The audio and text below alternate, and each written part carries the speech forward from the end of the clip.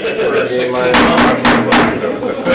ladies and gentlemen. I'd like to welcome you to the October 16th, 2024 public meeting of the Plan Commission. Please rise for the Pledge of Allegiance. I pledge allegiance to the flag of the United States of America and to the republic for which it stands, one nation, under God, indivisible, with liberty and justice for all. Roll call, please. Mr. Becker? Here. Mr. Parker? Here. Mr. Carnahan? Here. Mr. Hunley? Here. Ms. Dessauer? Present. Mr. Wolfgang? Here. Mr. Kapora? Present. Mr. Oliphant? Here. Mr. Austin is absent. Mr. Bungie? Present. Mr. Kubiak? Here. Mr. Deutmeyer? Here. Ms. Tyduk is present. Mr. President, Yes. I got Mr. Recupero coming back because he was the last person to talk to IDEM. Okay. So he's going to be here? Yeah, he's coming back. Just, if we can get that out of the way early on so he can go, that'd be great. Well, as soon as he gets here, we'll go through that. Okay. All right. First order of business is minutes of July 17th, 2024. They were distributed. If there are no corrections, I'll entertain a motion to approve. I'll make that motion. I'll second it. Motion by Ms. Dessauer, seconded by Mr. Parker. Roll call, please. Mr. Becker? Yes. Mr. Parker? Yes. Mr. Carnahan? Yes. Mr. Hunley? Yes. Ms. Dessauer? Yes. Mr. Wolfgang? Yes. Mr. Kapora? Yes, motion carries 7-0.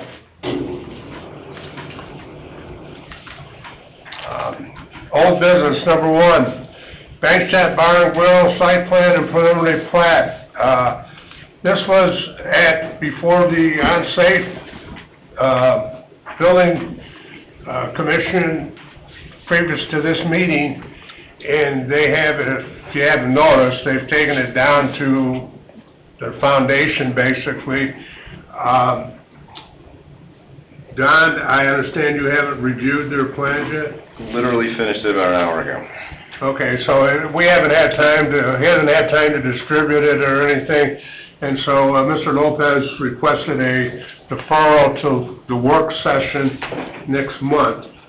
So I would entertain a motion for deferral to the work session for next month.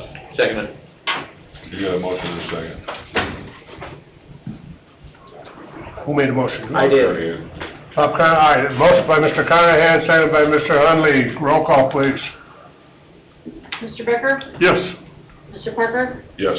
Mr. Carnahan? Yes. Mr. Hunley? Yes. Ms. Dessauer? Yes. Mr. Wolfgang? Yes. Mr. Kapora? Yes, motion carries 7-0. We're going to take a little pause in the agenda here for a second as the town council president just walked in, and at least us up here and probably the people sitting out there have a little confusion or don't quite understand what all this item is about. So we thought Mr. Recupero could enlighten us as you just talked to him a couple days ago. Yes, sir. Okay, if you would go ahead, Dick. Yeah, you want me to give the whole backstory on, this year, the letter we received on August 8th? You want me to start there? Just, I can do it quick for you. Yeah. Okay, so on August, I'm Nick Recupero, Town Council President.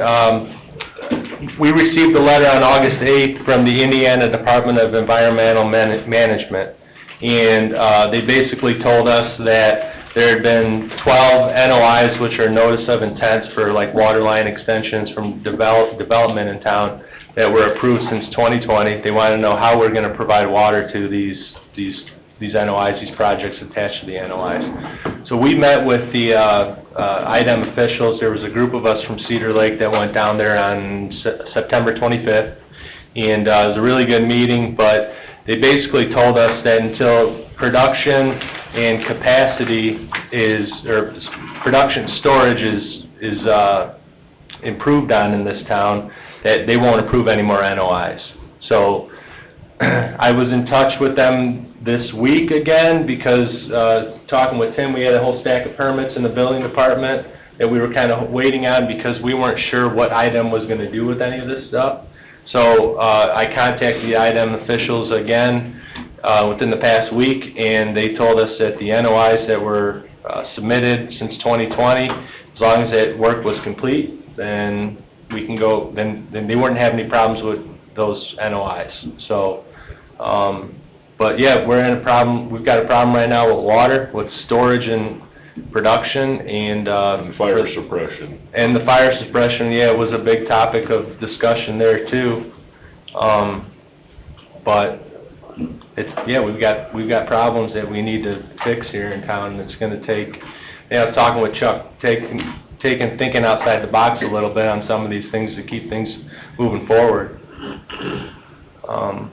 But yeah, it was actually a really good meeting, I thought. The news that we got, which we kind of knew a little bit this year, we found out was not good, but we're not at a dead end, but things are paused for a little bit, as you guys discussed at these meetings. There's not a whole lot more you can do with some of these projects until you get more water and more storage. So, And then, I just was informed Don is going to prepare a response to IDEM, and then he'll submit it to the town council, and then we'll approve it, and that'll be sent to them. Yep, yeah, that's correct, Bob. So Don's got direction on that, CBEL, and they're looking for a response. IDEM is from the town, as far as like what we're doing, what we got planned. Don, you might be able to go in a little bit more detail on that, but I mean, they've requested for both east and west side that a master plan be basically formulated for the next probably 5+ years. See how we get around some of these issues. That's obviously not a document that comes together overnight. Quickly. So the general context of the letter that will be sent is essentially a response to the August 8th letter, summarizing, I think, the meeting that was had 3 weeks ago now, stuff that's occurring now as we speak, and stuff that's going to occur down the road, to kind of get us past this, whatever that looks like. And Nick Recupero, Greg Parker, and Richard Teal, the two town engineers and the attorney, appeared at the meeting with Indiana Department of Environmental Management on September 25th. yep. And one thing that people have to understand is, I don't think it's not a secret that we got a lot of heat for the building moratorium that we instituted earlier this year. But we're beholden to IDEM at this point, and IDEM is not going to issue any more extensions for any more water lines. So, I mean, you could put it in paper or not. They're not. When you go to submit it to IDEM, they're not going to give it to you, and that's what they told us in the meeting. So that's not the town of Cedar Lake doing that. That's IDEM. all right, so Nick, I got a couple questions here, like one, what has been approved can go ahead and build. Well, That's unclear. yeah. So the NOIs were the big topic of discussion in that letter. That was something they had mentioned, the NOIs, and there were 12 of them, I think. And that's notice of an intent. Yeah, notice of intent. And Don, you want to maybe define that a little bit better for everybody in attendance, what those are? They effectively are, there's two forms of them. There's a short form, which is an NOI, and a long form, which is really a construction permit. Typically, if it's a water main extension, it's historically been vetted through IDEM with an NOI, the short form. Basically saying that there's an intention to extend off an existing permitted system. Those are required for any new development in town that's going to put new water main in the ground. They need to be obtained before you put it in the ground. So I don't know, I think we got 15 from IDEM or so from circa 2020, which are recent developments, Beacon East, Beacon West, Lennar's development, and similar ones like that. So they will not permit any further water main extensions. I think there's still discussions being had about allowing building permits that are an approved subdivision, that have had, stuff approved from this board. And to caveat off of that, we had that discussion with Dave last night, and he wanted to follow up, or Did he say you should follow up, or was he gonna Yeah. follow up with, an IDEM supervisor or something? Yeah, somebody in the, was it the development department, I think it was, Bob, do you recall that? Yeah, something like that, because the lady you were talking to, you said didn't have the authority to tell you anything. Yeah, which is unfortunate, because those were the people that contacted me. So that, I thought that's where the communication had to come from. Was that Liz? That was Liz Melvin, yeah. Nick, can I ask you a question? Yes, ma'am. So you said 12, since 2020, there was 12 NOIs, and item said as long as construction was complete, that it was okay. Well, so they told us as long as the construction was complete. So Liz told me that there's a 1-year time period, basically, from when those are issued to the point that, so the work has to be complete in 1 year. If the work's not complete in 1 year, that permit's no longer good. It's kind of like a building permit is in town. And so you have to go through the process again if that's not complete. Well, the one, she submitted a list of the NOIs to me. I requested them. We went through them. Tim did, Neil did with Nice, and Matt shows up with the permits that the building department was getting, and those NOIs were all complete, so we determined we'll release those permits. But they had originally said in that meeting, and someone correct me if I'm wrong, but they said they can rescind NOIs. And I called Liz to ask her about this recently. She goes, we don't rescind NOIs. What we do is, like I just said, if the completion isn't done within a year, the permit's no longer good. So, There's one more caveat that came out of that meeting that was discussed a little bit, that's a secondary issue. The item thing is one thing, that's for municipal water. The DNR is also conducting an investigation on private wells in our community too, and we don't know what that's gonna look like long-term. There wasn't a lot of information available on that. There was some discussion that some wells they thought were drilled that didn't have permits. Well, that's a whole nother issue, and I don't know if you wanna touch on that or not. yeah, we can. It'll stop eventually. So any well drilling that goes on in town has to be permitted through IDEM. We found out there was a handful of wells that were drilled that were not permitted by IDEM, and you need IDEM's approval for that. So, which I don't think it's a bad. I assume? No, there were test wells for developments. Oh, Which I don't think is a bad thing because, and I don't like government much, but they're basically helping you to determine a location. And we know the history on the other side of Morris that there was a well drilled that wasn't in a good location. So they can help you through that to make sure that it's gonna be feasible. I don't think there's anything bad with that. There was three Everybody- test wells that were drilled that were never gonna be viable because they weren't located properly. Even if there was good water, they would never be viable. Mhm.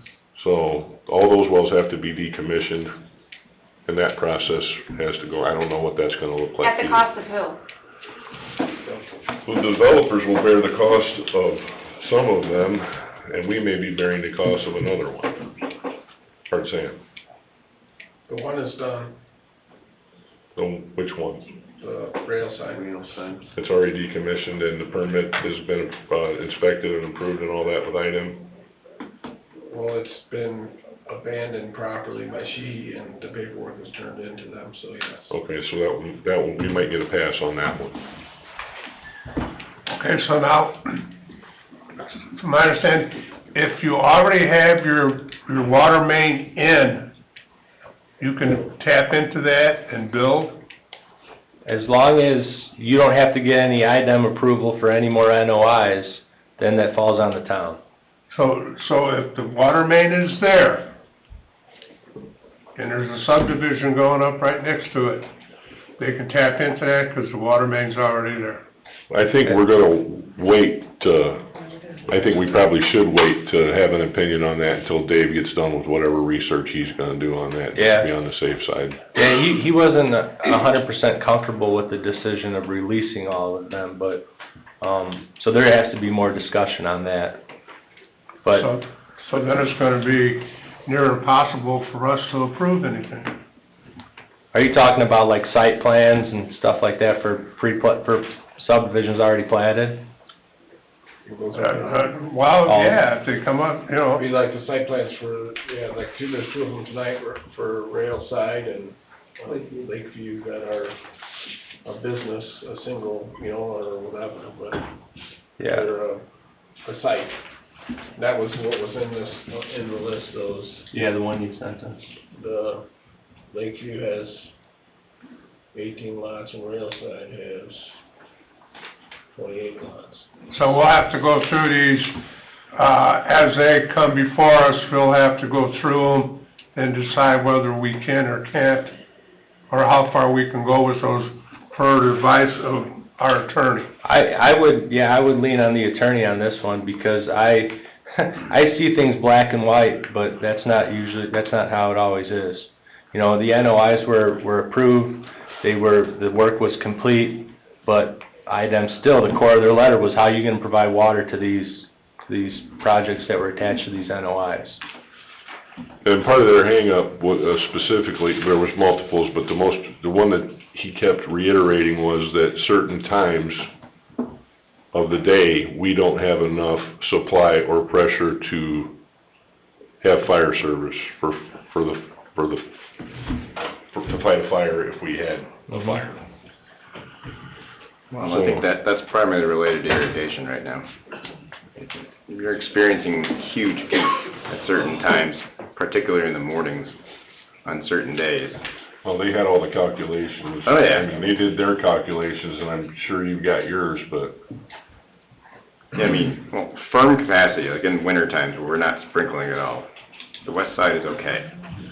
You can support new homes as well. But the problem is that if irrigation doesn't go away and you keep building up even small incrementally, you still have those problems. So if we come back in the spring and we start watering again, that becomes a problem. If there is an existing well on their property right now, they still can't build or anything, if they have their... An existing private well? Place was torn down, and they already had a well, and they're gonna build a new one there. A private well? Yeah. Yeah, they can move forward. They're in their own system. I asked that question specifically related to the Store Safe project when we were down there. Yeah. And they said absolutely not. They can't extend their water main, but they're actually removing... I said even if it's a site that doesn't need water, specifically. But they have their own well there. That's why I asked the question. I don't know how they can prevent construction when they have no water use. That's what you were there when they... Yeah, I think the discussion was regarding fire flow, wasn't it?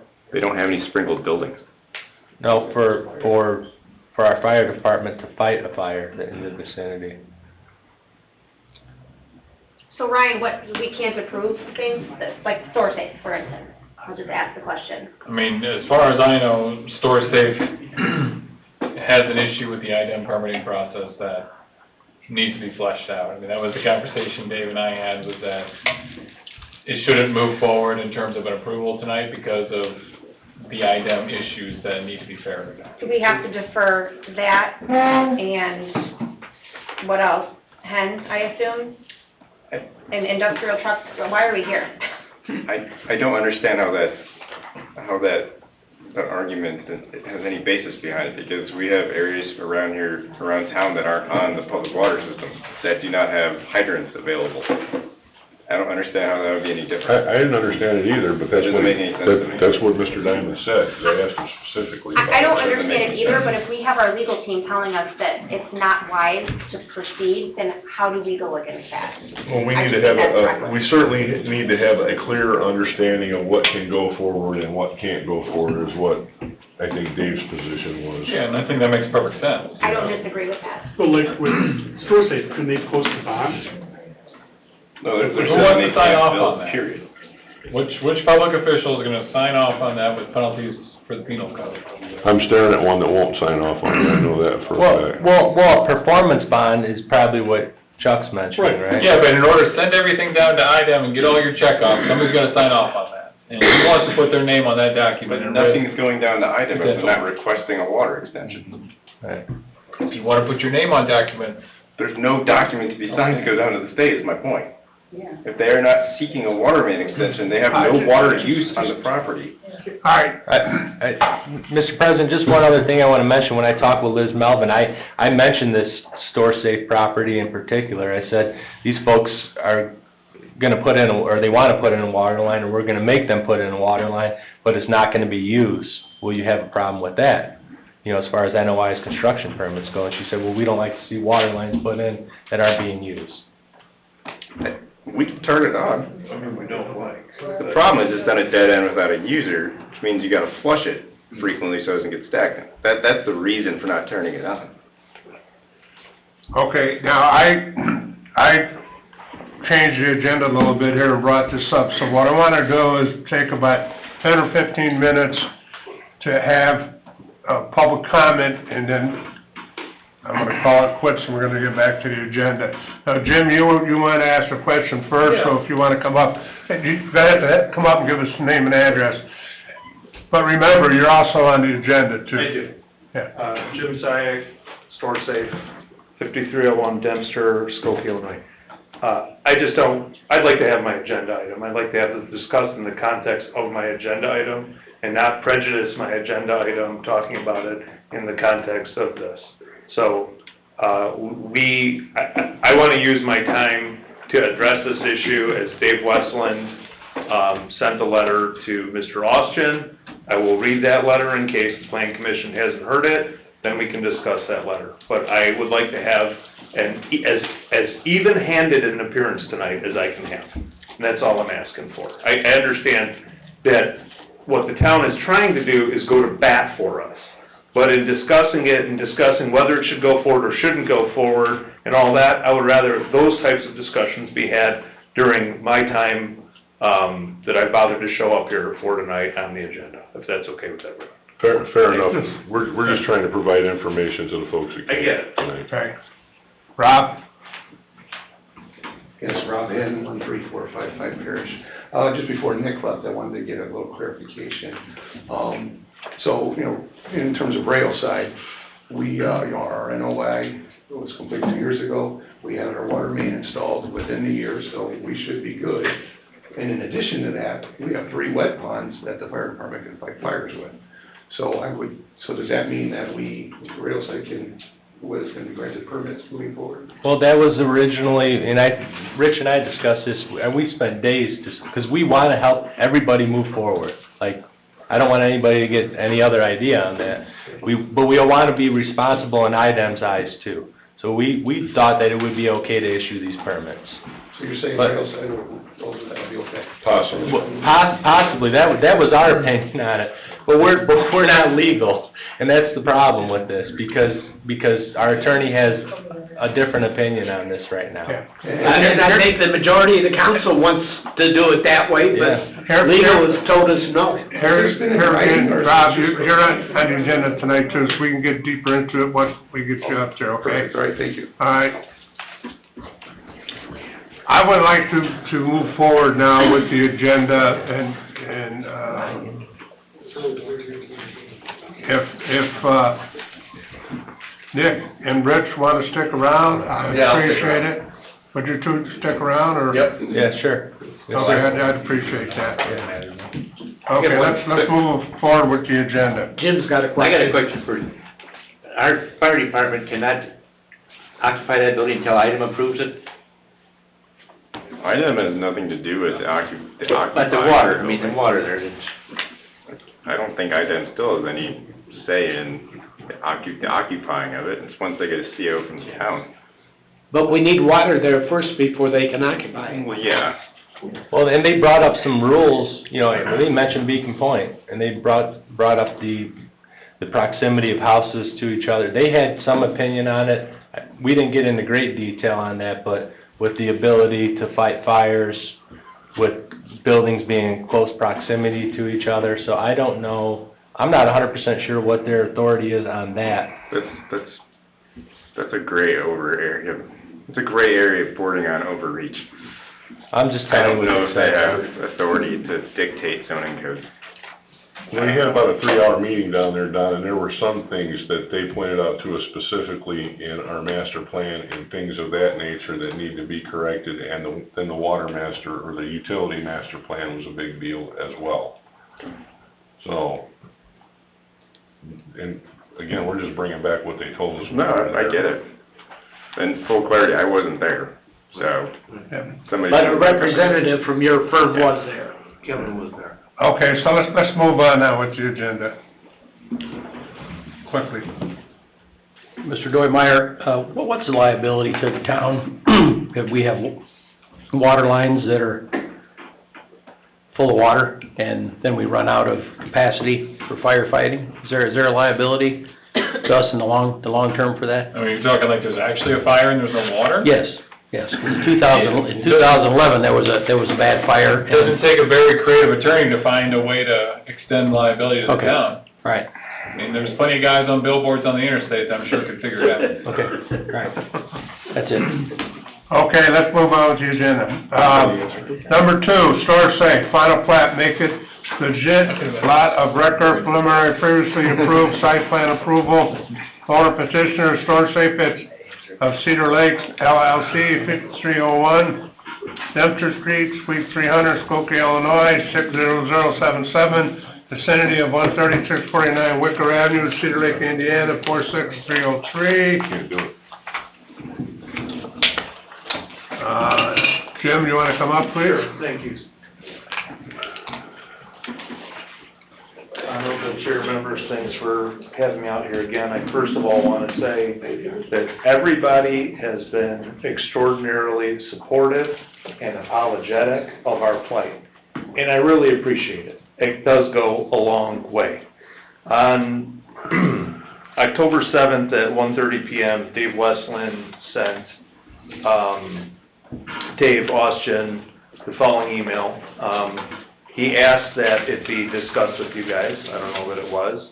So I'm going to go ahead and read the email if that's okay with you. That's an okay use of the public's time, okay?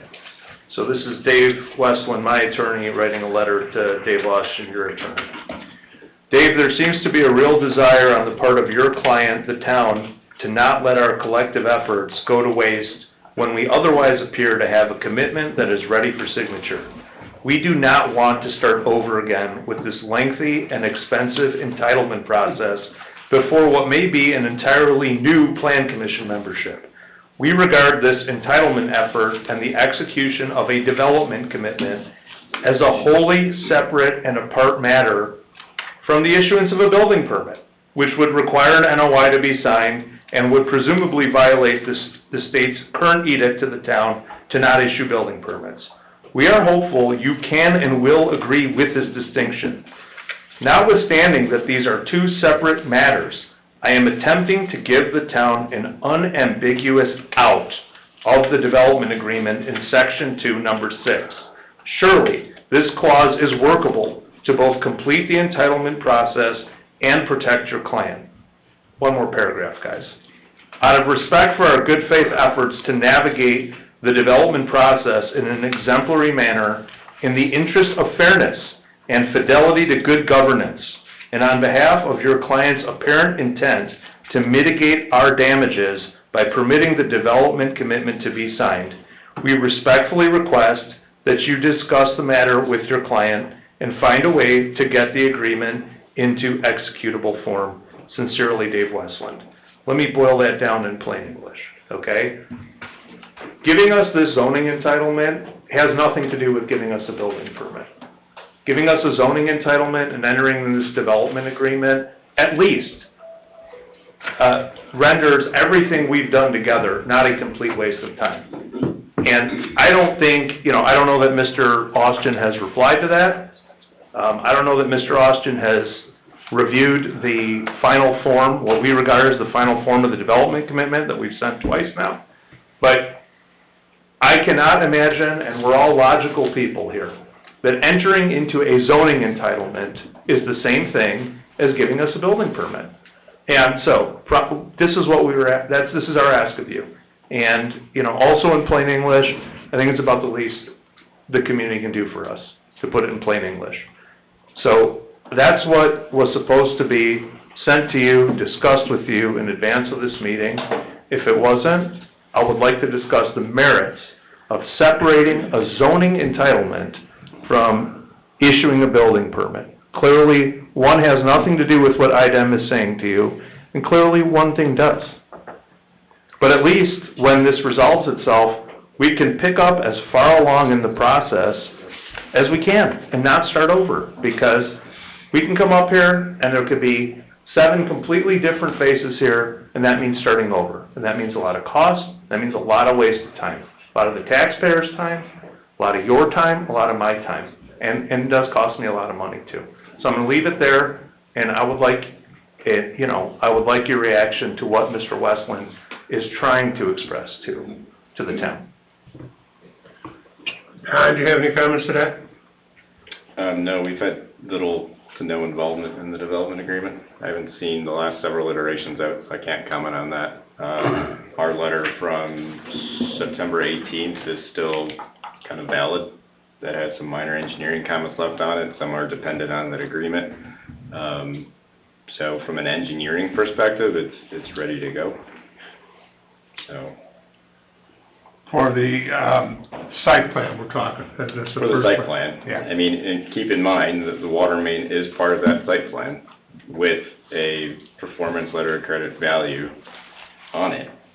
Okay, and then let me ask this question. The documentation that's been redlined and redlined and redlined, and I think it's still redlined, is that part of this site plan approval? I don't know if it would be separate or not. Which documentation are you referencing? Development agreement versus the site plan. Are you talking about development agreement? I mean, the request here is the petitioner is requesting a site plan approval with development and commitment contract. So, those two things. So a PUD documentation, that would have nothing to do with this part? And that's what's requested on the agenda, so those two things seem to be tied together. Yeah, it's not It is or it isn't? They are. They are. Okay. Have you seen the documentation that Jim's attorney and David have been working on? Have I personally? No. I'm not privy to any of those discussions. The only thing I've talked to Dave about is, my understanding is the commitment's not in final form, but again, I'm not privy to those discussions. Either way, we don't have a completed document. Not that I'm aware of. I mean, you said too, right? We don't have a completed document? You only don't have a completed document because there's nothing we are not substantively different on anything. Every red line that Dave Austin has said to Dave Westland has been incorporated, whether it's a comma, whether it's a word, whether it's something materially different, or whether it's nonsense. The only things you guys needed to decide on, that's a policy matter, is what you want to set the fines to. Everything else, in good faith, has been agreed to.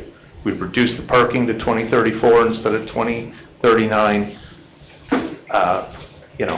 That's it. I mean, there's nothing else substantively to discuss. If Dave is worried about liability, and Dave is slowing this down, or not looking at it, or not using Microsoft Word and using a red pen instead of conducting business like you conducted in 2024, that's on Dave. But this document is, I don't mean to be disrespectful, but I'm a little bit at my wit's end. This document is in a form where it has captured the will of the public that you guys represent, but for you guys deciding what fine you want to put on there, which doesn't even matter. My understanding is that the only things missing from that documentation was a fine and a completion date. We came to an agreement that the completion date is December 31st, 2034. Right. Correct? Yeah. A fine has been talked about, $50,000, $5,000, whatever. Who cares? I'm gonna say the fine should be $1,500 a day, period, until completion. If those two can be added to the documentation, and those are the only things that are missing, then I think we can move forward with this. Now, I have to ask the building department if they have anything to say on this. I have nothing. Nothing, okay, that's fine. And now the commissioners. Any discussion? I don't disagree with anything that you just said. The problem that I have is I don't have a completed document in my packet from Dave Walsh. I agree with Greg on that. I also am still hung up on this water thing. Connect and disconnect and say whatever you want. When I have our legal team saying that it's not wise to approve things right now, I have to err on the side of caution with that. On top of the fact we don't have an executed agreement, like Greg said. If I may though, respectfully, Mr. Sauer, you are being told not to issue building permits. You are not being told not to issue zoning entitlements. The 6 figures that we've spent to get here and the multiple nights we've all spent here are towards a zoning entitlement, not towards a building permit. Building permit is a totally different part of this town and every town, and that's the distinction. Now, you not having a finished document in your packet, then I respectfully ask for a different gatekeeper than Mr. Austin, because this thing has been in final form and sent and resent. And if he wants to keep making changes to it, that's fine. But to just take it and not do anything with it, and have me drive out here 4 hours every time, is not right. So Ryan, to circle back to that then. Yeah. Remove the developmental agreement from my comment. Back to the water, what are we supposed to do about that? Can we approve this? I mean, I think He's saying it's separate. What are you saying? the discussions that Dave and I had all relate back to what Nick talked about before. And the question is, do you want to push the envelope and sort of hope that you're okay and then ask for forgiveness from IDEM if you weren't okay and potentially risk whatever fines that IDEM is going to assess? Or do you want to take a step back, be practical in your approach, and ensure that you're in good standing before you go up and approve things? That's the policy. But we're not approving any water connections or any water main extensions. All we're doing is saying, yes, the zoning you're asking for and the PUD documentation is such that we can possibly approve contingent upon legal finishing, getting rid of all the red lines. And correct me if I'm wrong, but I thought it was just the 2 items. Completion date, which we established, and fine. And I think $1,500 a day, and it's argument on that. So I think that is where it stands. Is there any other discussion from the... Mr. Dortmeyer, this, what Jim's talking about seems separate. Is that correct? You talking about the IDEM stuff? No, his developmental agreement. That's what he claims. In your opinion, is a zoning entitlement different than the building permit Well, process?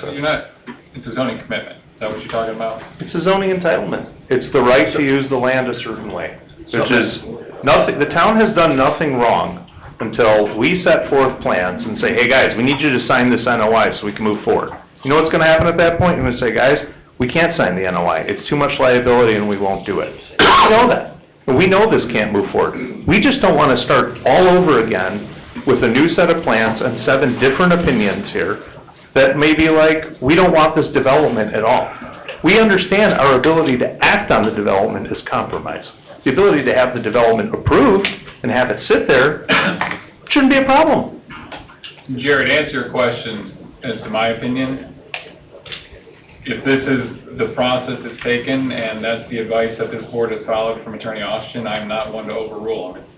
He's the one that's guided you throughout all this. I'm coming in at the back end. I have no intimate knowledge to suggest otherwise. So this developmental commitment could be approved without an NOI being sent to IDEM. Yeah, it's just waiting for construction. I mean, it's And a waiting construction, so, I mean. And in order for this to proceed, an NOI would have to be signed and sent to IDEM. No, Right, I mean. not really.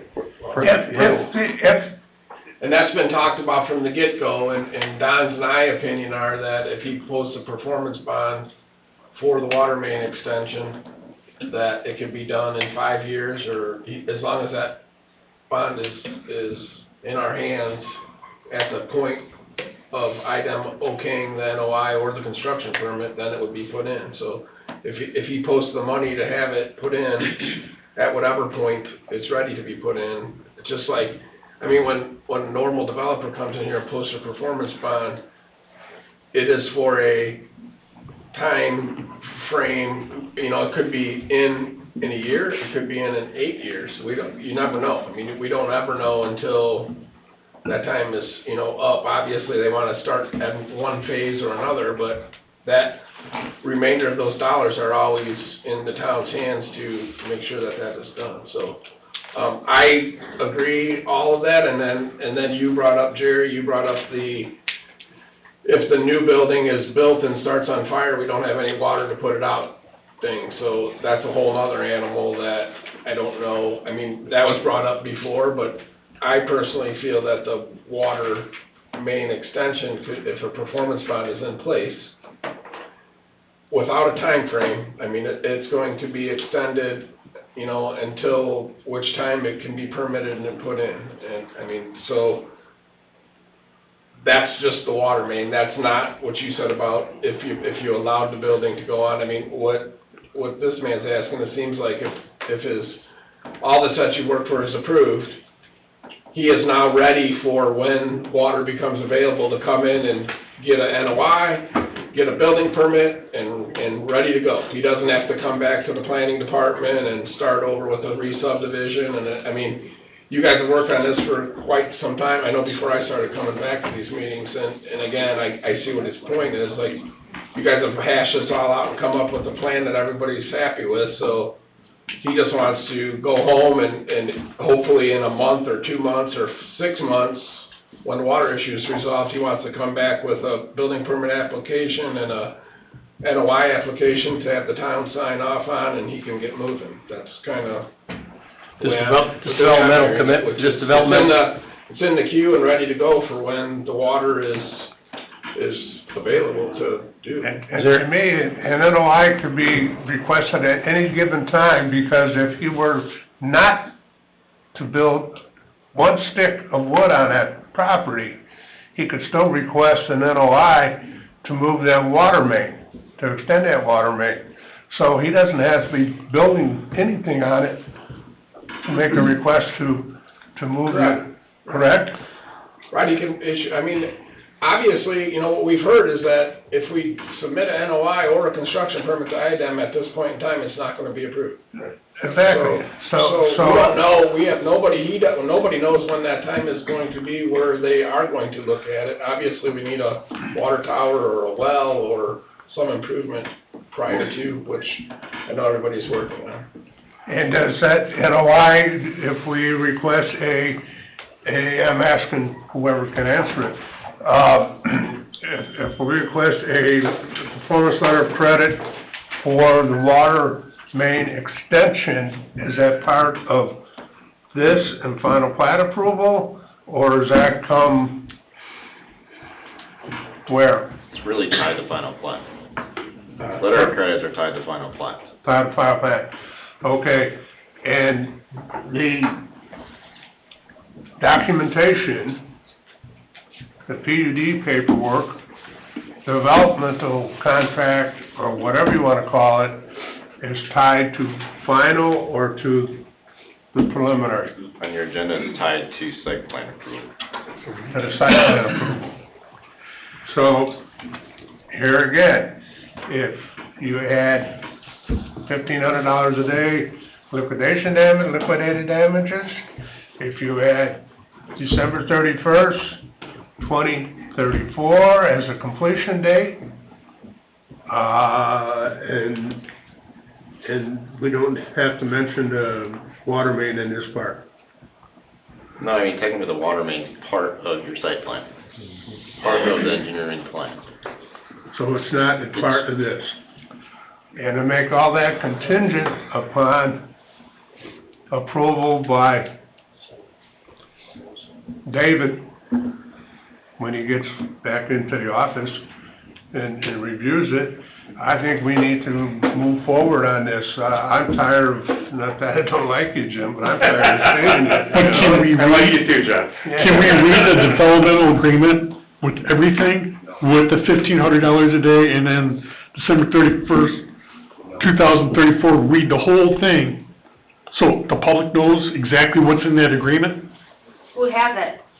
I'm looking for it, I've been looking back. Because I want It was the on- public to know about exactly what we were saying before we Yes, just... I know, what I remember, part of it is that, the northern boundary where vacant residential land will be, no buffer zone initiated at this time. If they should choose to leave that residential, whoever owns it and build homes there, then StorSafe is obligated, responsible for going in and putting in a buffer zone between the residential area and their commercial property.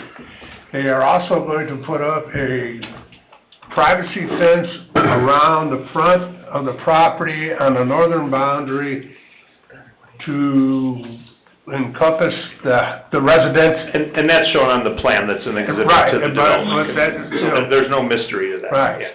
As they intend to build the climate control building up front first, and then as they move back and put up further storage buildings, they will, at that time, complete paving for the areas that they're putting buildings in. They will be allowed to park trucking, because it's grandfathered in on that gravel area, until they pave it. And, well, once they pave it, they're gonna have buildings on it, so a truck won't be able to park there. Until, December 31st, 2034, at that time, the project should be completed, if not sooner. And if it isn't, then they have liquidated damages of $1,500 a day until they are completed.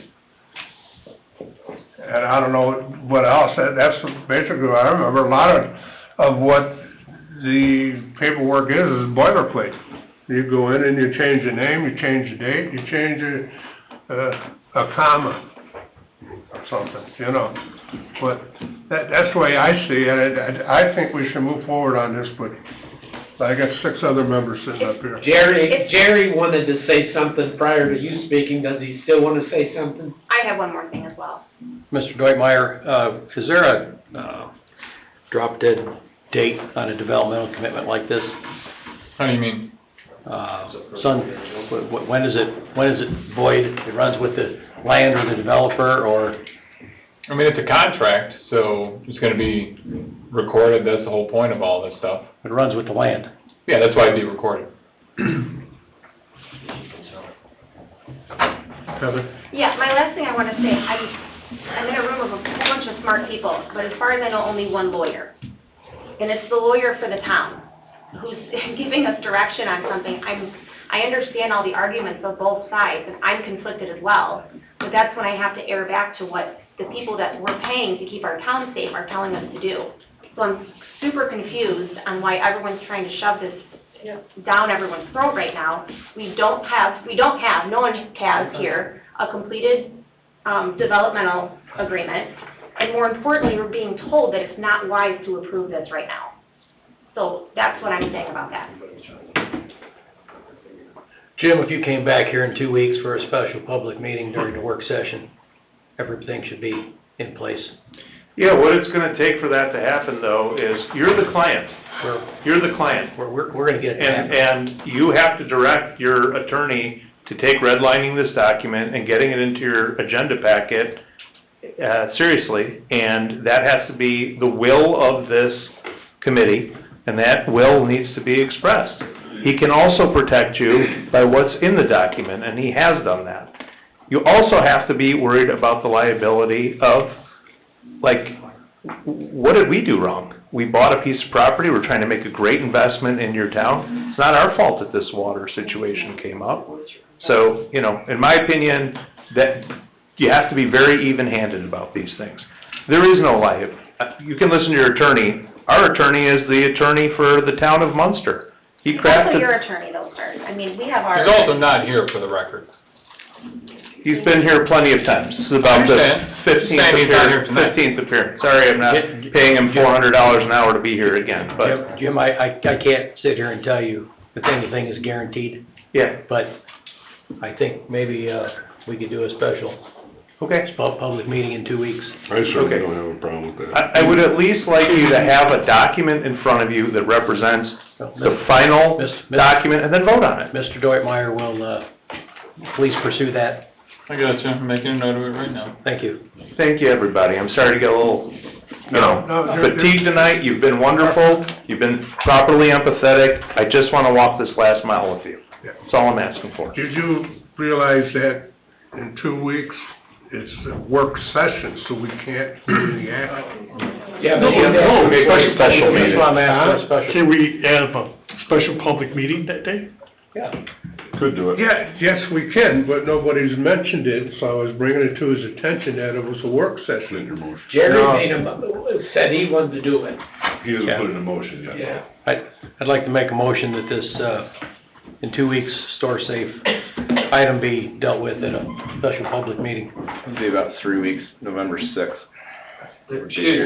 This is an extension of a public hearing, and before you vote, I'd prefer to make a comment, Not a please. public hearing. Thank you. Well, this is No, an extension, sit down, this is an extension of a public hearing. It Sit down. hasn't been closed yet, sir. sit down. Okay, but if you check your records, it Sit down. hasn't been closed yet, we should be able to have a public hearing. I'm tired of you and all, You can't and all let the that all the public, time. John, Sit you can't let down. the public speak, sir. It's a public hearing, and this is a continuance. The law states that the continuance carries on, and the public gets to speak after every comment he makes.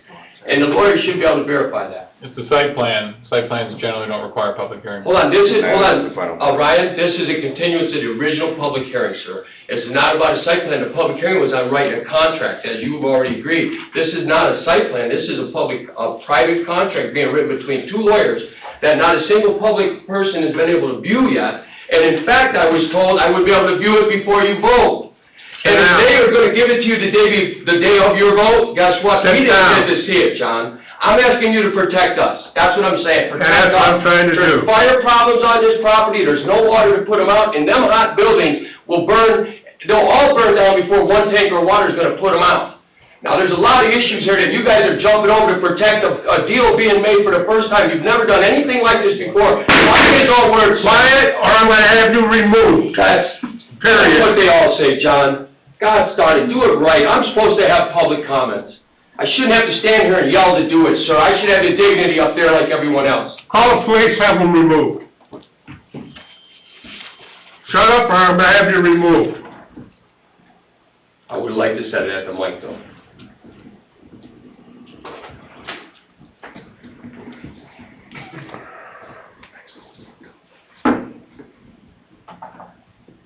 The old man has to settle down a minute.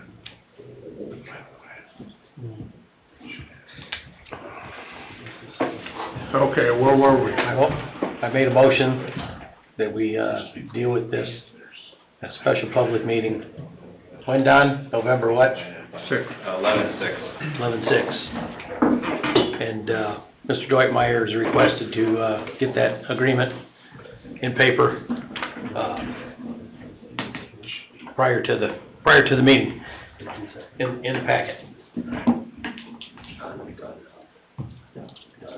I have a motion by Mr. Wilkeny to defer this to, November 6th, at a special public hearing, special meeting, to discuss all the ifs, ands, and buts that we discussed tonight.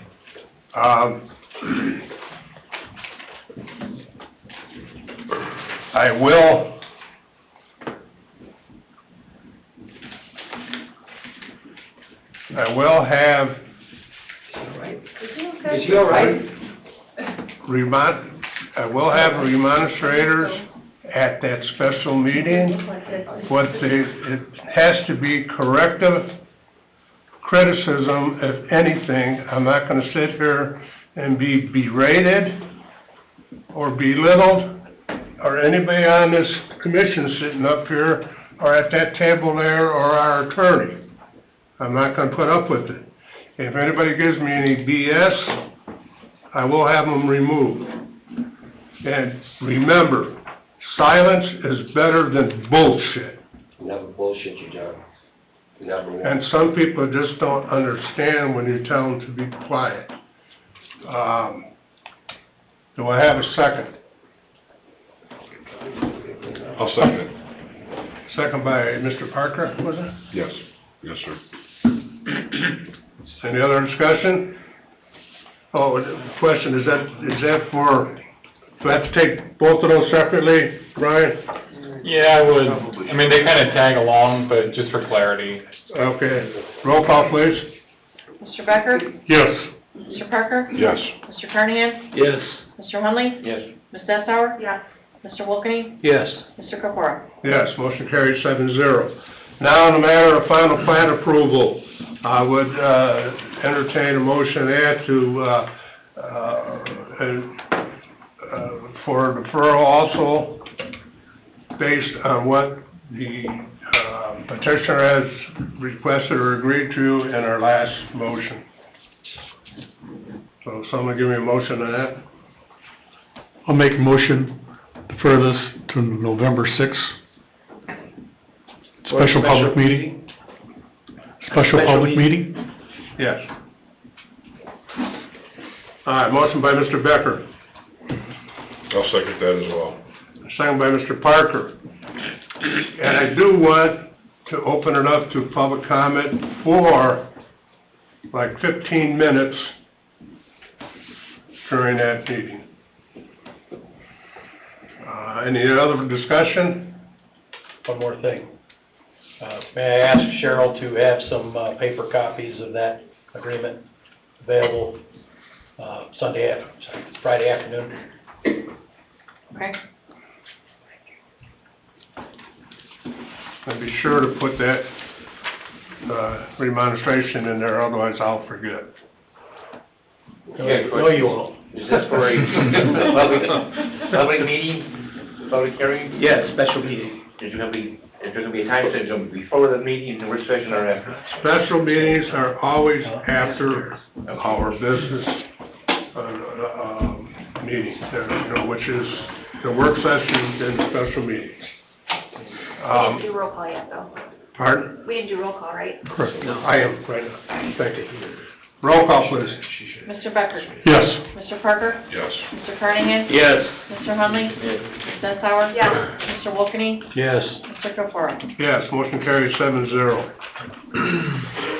Thank you all very much. Have a good night. Thank you. Thanks, you too.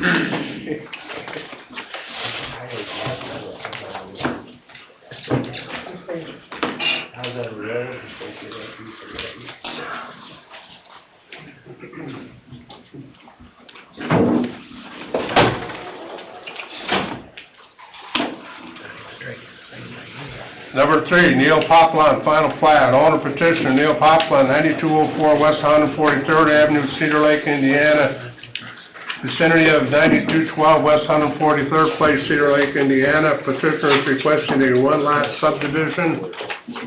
Thank you.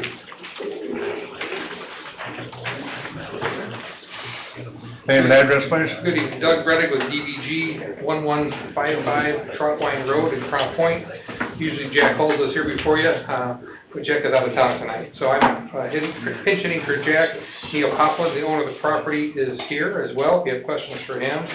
But we are simply asking for final plat approval for a one-lot subdivision for his new residence. We've had our public hearing at preliminary stage, so this is kind of a formality for final plat approval. There is one outstanding issue there. He needs to get sanitary sewer through a neighboring property to service this property. The easement agreement has been prepared by his attorney, it's been reviewed by Mr. Austin, your attorney, been marked up, it's been revised and sent back to him. So what we're asking for is final plat approval pending final approval by Mr. Austin for the easement agreement, which he's already looked at.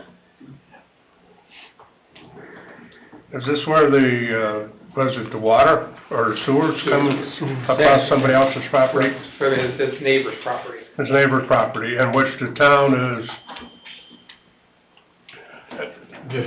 There was a little bit of confusion on it. They were selling him the property, correct? I was asked the question if the town wanted to be included as on the easement.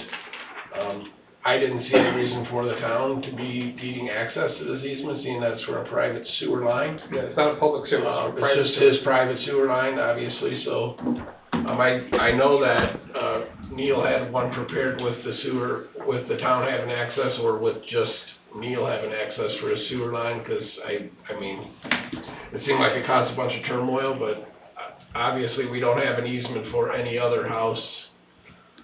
You know, it's important that there's a recorded document on the plat for his sewer line to get to a sewer, public sewer, but we don't need to. but unrelated to the town.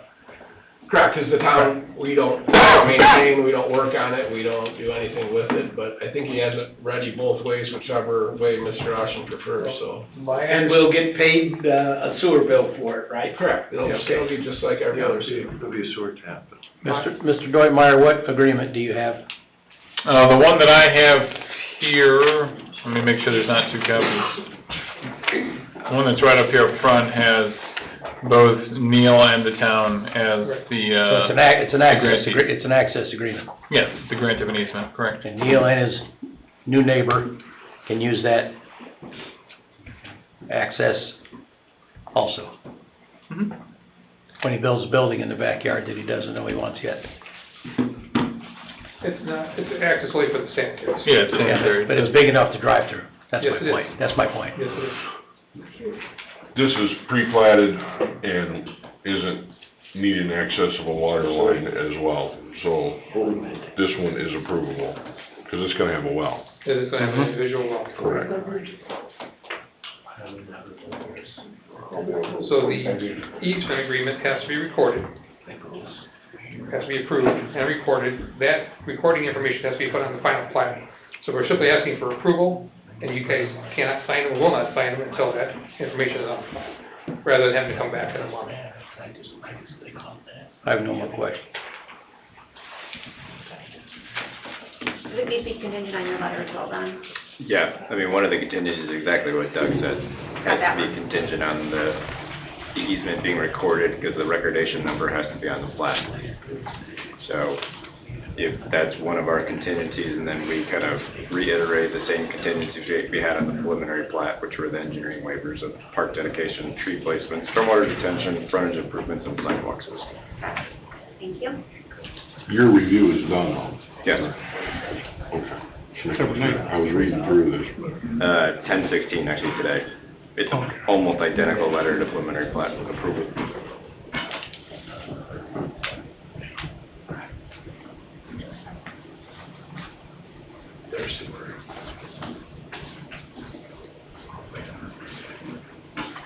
So it's basically ready to go. Yes.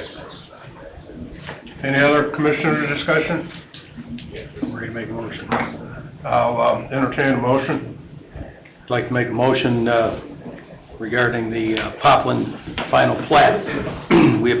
We approve the petitioner's request for a one-lot subdivision and referencing the 1016 letter from Christopher Burke Engineering, including the waivers and the access agreement that Mr. Deutmeyer has. I think that's it. Okay, I got it. Motion by Mr. Wilkening to approve petitioner's request for a one-lot subdivision with reference to John's letter of 10/16/24. That covered all? Which was show the easement for, Yep, and the waivers. and the waivers per Don's letter. Do I have a second? I'll second. Second by Ms. Deschauer. Any discussion? Roll call, please. Mr. Becker? Yes. Mr. Parker? Yes. Mr. Carnahan? Yes. Mr. Hunley? Yes. Ms. Dessauer? Mr. Wilkeny? Yes. Mr. Capora? Yes, motion carried 7-0. Thank you very much. Thank you. Number 4, Hen Holdings, site plan. Owner petitioner, Hen Holdings LLC, 13733 Wicker Avenue, Cedar Lake, Indiana. Vicinity of 13861 Alexander Street, Cedar Lake, Indiana. Petitioner is requesting site plan for developing in railside lot 27. Good evening. Hi, good evening. Rob Hen, 13455 Parish Avenue, Cedar Lake. Here representing, obviously, the owner of Railside. We've got Doug here from DVG. He will can discuss the engineering questions that Don may have. I just wanted to take this moment to ask a little bit more about the water situation that we discussed before. If this would be approved and we would be able to have permits released due to the fact that our NOI was done prior, our water main was within the time limit. Is it active now? We're feeding water to another building off that line. And I just wanted to make sure that we were going to be released the permit if we get approval.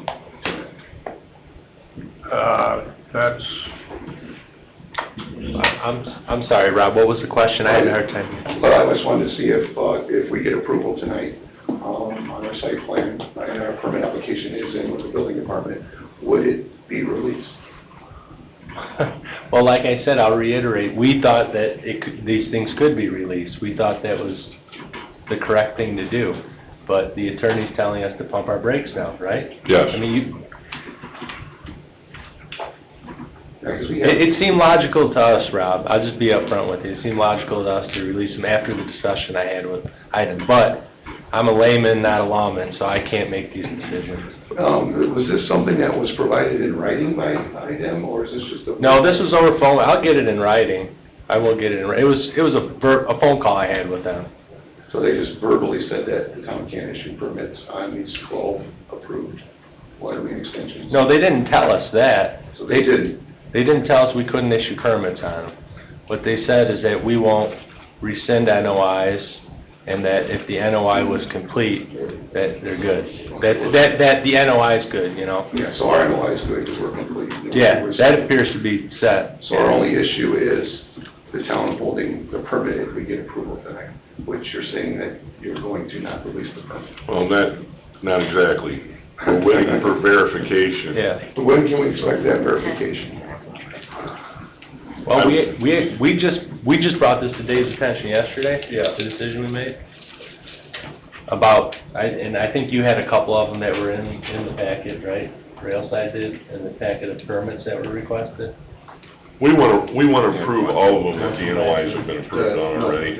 We're erring on the side of caution because we're already in trouble and we don't want to get in more trouble. I understand, but, there's been no written documentation from items saying, it'd be different if we weren't approved. Our NOI wasn't approved, our water main is active, has met all the qualifications, met the timeline. Then I could understand it if we didn't, but we have. So stopping or holding my permit's no different than holding anybody's permit. Let me ask Attorney questions Sure. quickly, if you don't mind. If the Plan Commission's would to consider approving what Mr. Hen's request is, could it be contingent on verification from IDEM before that permit is released? Would that be cautious enough? Yeah, I mean, it's kind of 6 of one, half dozen of another, right? Do you wait until you receive a letter from IDEM saying they're good to go, and then you come back and approve it? Or do you approve it contingent upon that? I mean, nothing's happening until IDEM's given us the green light. He said the water line's there. It's full of water. It's ready to go. It's already being drawn. Okay, it's already being drawn on. They can't rescind it. No, They can't rescind it now. Well, they can. Not the water line in the ground. I don't think they've ever done that. Waiting for IDEM to say that that's okay to issue, for you to issue. That's already happened 2 years ago. You have the authority to issue. It's likely yours is good, Rob, but... Well, I know likely doesn't help me, Greg. I mean, it's already October. Rich, what did we say to this? Sorry. So, earlier in the week, when Nick and I were on the phone, and he was on the phone with IDEM and back and forth, the interpretation from what I understand is when IDEM told us in the meeting that they could rescind the NOIs, my interpretation of it is the ones that are that they applied for and are not yet in the ground. Incomplete. They're not gonna go and rescind it and take a water line already out of the ground that's already hooked up. So this interpretation of, let's, freak out and just stop everything, to me, makes no sense. Rich, I don't disagree with you. Everybody here, I mean, we got a couple of years of very shoddy information, I agree. and, everybody's being cautious. But Hen's NOI would not be rescinded now, it is done. Their water line is in the ground. Is that your opinion? I think the larger picture is, you want to make sure you understand exactly what IDEM's position on this is. Right, because right now, you have a bunch of verbal conversations, you have nothing in writing, one way or another. Right. And the point of it is everybody pumps the brakes until we know exactly what IDEM's position is, so the town knows how to proceed. Otherwise, we're kind of twisting in the wind, and maybe you're okay, and maybe you're not okay. And then you come to find out that you did something you weren't supposed to, and now the town's got additional problems that they weren't anticipating. That's It's not a forever thing, we need clarification from them in writing as to what can and cannot be done, so you guys can act accordingly. Is it reasonable to think that his NOI could be inquired on by somebody? How do you mean? Can somebody inquire to IDEM? Well, he kinda did that already. Here's what I'm gonna do. I'm gonna get in touch with the right person at IDEM, because evidently I didn't get in touch with the right person. I got in touch with the person that contacted me, which I thought was the right person. Which should have been the right person. Considering the gravity of the situation. And I'd bring up these exact projects and NOIs and the circumstances and get something in writing. The reason why we're here is because of your responsibility in the past, and I just don't want to go down that path again. I know people don't like Nor do the rest of us. Thank you. The reason why I asked about contingent on verification is if we verify in the next 2 days, it doesn't hold him up, he doesn't have to wait for another meeting for. Understood. That was the method to my madness, right? Because none of us know for sure. Well, no, I believe that, they think that, I think that. Well, I know, but I'm no different than anybody else. Mine's approved in, done, been done, active. I mean, the authority was given 2 years ago. There's no, it hasn't been taken away. No one's has. So, I can understand new water main extensions, yes, no new NOIs, but ours is done in, met all the requirements, drawn on active. So we don't understand it. It's very frustrating, very confusing, as I discussed at the last meeting. For us as well. And I'm not gonna be the only one. I think there's a couple of guys right line behind me that are gonna be the That's same. part of the reason why we don't know more, Rob. There was a stack of attorney letters dropped on us last night. We had to read them all. Well, like I said, we have millions of dollars invested, so does a lot of other people, on a active, approved water main. And all the calculations were sent to IDEM with the, NOI, when the application was made, and that was a long time ago. And like I They said, come back. we believe yours is good. We just need a clear verification that it is. That's it. Well, okay. Well, what I'd like to do is have Doug come up, present the building, because we'd like to get the site plan approval, and then we're gonna hope that we can see the building department next week and get a permit. Well, you got a commitment from Mr. Recupero to reach out to IDEM again and get a clear understanding from the correct entity there. Okay. Well, there should be no reason tonight that the site plan cannot be approved, correct? Because that doesn't really affect the permit release. In theory, no. Right. So we should be able to have the board vote and give us, or hopefully give us an approval. So I'll let Doug take over and present the building then. Thank you. Mr. Recupero? Yes, sir.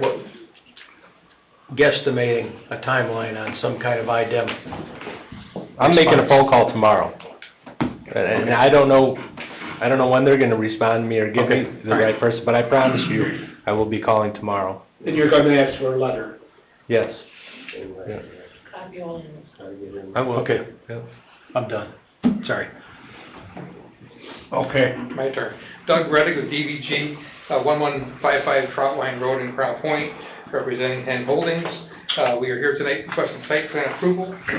This is for lot 27 in the rail site subdivision. We presented plans to Don. Don reviewed the plans. Don has provided a letter tonight. I will let Don speak for himself. If there's any major concerns that would hold things up, I think overall we're in pretty good shape. But again, I want Don to speak for himself in that regard, but we are seeking site plan approval tonight. And Doug, just to clarify, this is potentially a 4-unit building, right? Multi-tenant? Yes, that's correct. So there could be 4 different users in here, 4 different tasks. Just wanted to get that out. We did review this today. I apologize, I'm catching up from vacation, but I wanted to get something done before the meeting. Remaining engineering comments are relatively light. We have a couple lighting comments, a couple utility comments, but nothing that would change the site plan or anything major.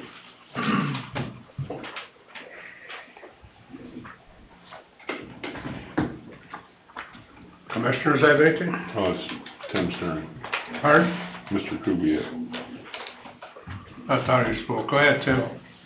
No, I mean, everything looked good to hear, I mean, everything looks good to us. Okay, well, I don't see any reason why we can't move forward with the contingencies of verification from IDEM that they're not gonna put a cork in them, right? And I don't see any reason why they should. If they issued the permit, they allowed it to go on the ground, they allowed it to start running water. It's already live. It's live, I mean, you know, so I don't see any reason why they shouldn't, but, let's reflect that in any motion.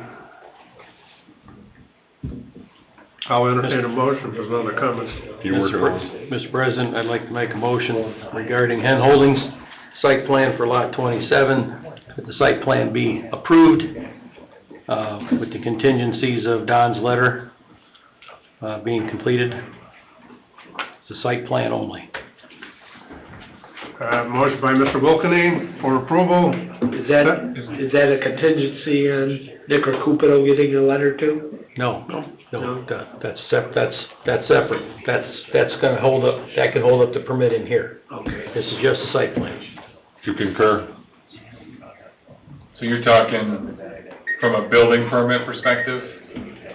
I'm saying the site plan is approved. The building permits perspective is gonna hinge on something totally different. And by that you mean the IDEM situation? The IDEM situation, yes. Do you have to make it contingent on? No. From a technicality standpoint, yeah, I mean, IDEM's not stopping a site plan. Right, just the building permit issuance. But as long as it's abundantly clear in the record that these discussions have been had and everybody understands that the permit very likely or will be held until IDEM signs off on it, basically. I'll do it again. I'd like to amend my motion to approve the site plan for Hen Holdings, lot 27, with the contingency that Don's letter and the issues on there be resolved, and that this is separate from the IDEM response approval and the holding up of a building permit. Can I just ask one quick question? Yeah. Because my head's doing a tornado right now. Remind me how this is different than SourceSafe. They have water running through it. Well, SourceSafe has water too. They have water running through the 12-inch main, or whatever the main is, that IDEM approved. IDEM has not approved anything at SourceSafe. But I agree, I feel the same as you do. This is a site plan that we can see. Theirs was a developmental agreement that we can't see. Well, separate of the developmental agreement, his was a site plan too, though. Right. Yes. I thought we were hung up on the developmental agreement. No. You defer both. The last one's a site plan in which a 710-foot water main extension needs to be put in order to issue a building permit. This one, water main. It's already there. At the curb, so. Part of the site plan for the other That's the project difference. is a water main extension, which we can't get the NOI for. I'm not stopping my tornado right now. It's not stopping. I'm done. I've got a motion by Mr. Wilkening to approve. Have a second? I'll second. Second by Mr. Becker. Roll call, please. Mr. Becker? Yes. Mr. Parker? Yes. Mr. Carnahan? Yes. Mr. Hunley? Yes. Ms. Stetauer? No. Mr. Wilkening? Yes. Mr. Kaporo? Yes, motion carries 6-1. Thank you very much. Number 5, industrial tractor park site plan, owner CLBD South LLC, P.O. Box 488, Dyer, Indiana, 46311. Petitioner, industrial tractor park, 755 California Avenue, Dalton, Illinois, 60419. Petitioner is requesting site plan to build an industrial warehouse building in Lakeview Business Park, Lot 8. Good evening. Mike Reddick, DBG, 1155 Trotwine Road, representing the petitioner tonight. This is almost identical to what we just discussed for Mr. Hen. This is a different lot. This is lot 8 in Lakeview Business Park, just a block away from the other project. It's in a project that was approved a couple of years ago. Water main's in place, here for site plan approval. Don has issued a letter. So it's exactly what we just talked about. It's a different site for industrial tractor parts. Obviously, they're building a building a warehouse type building for their use. So Don can speak on his behalf for this site plan approval letter, and we are seeking site plan approval.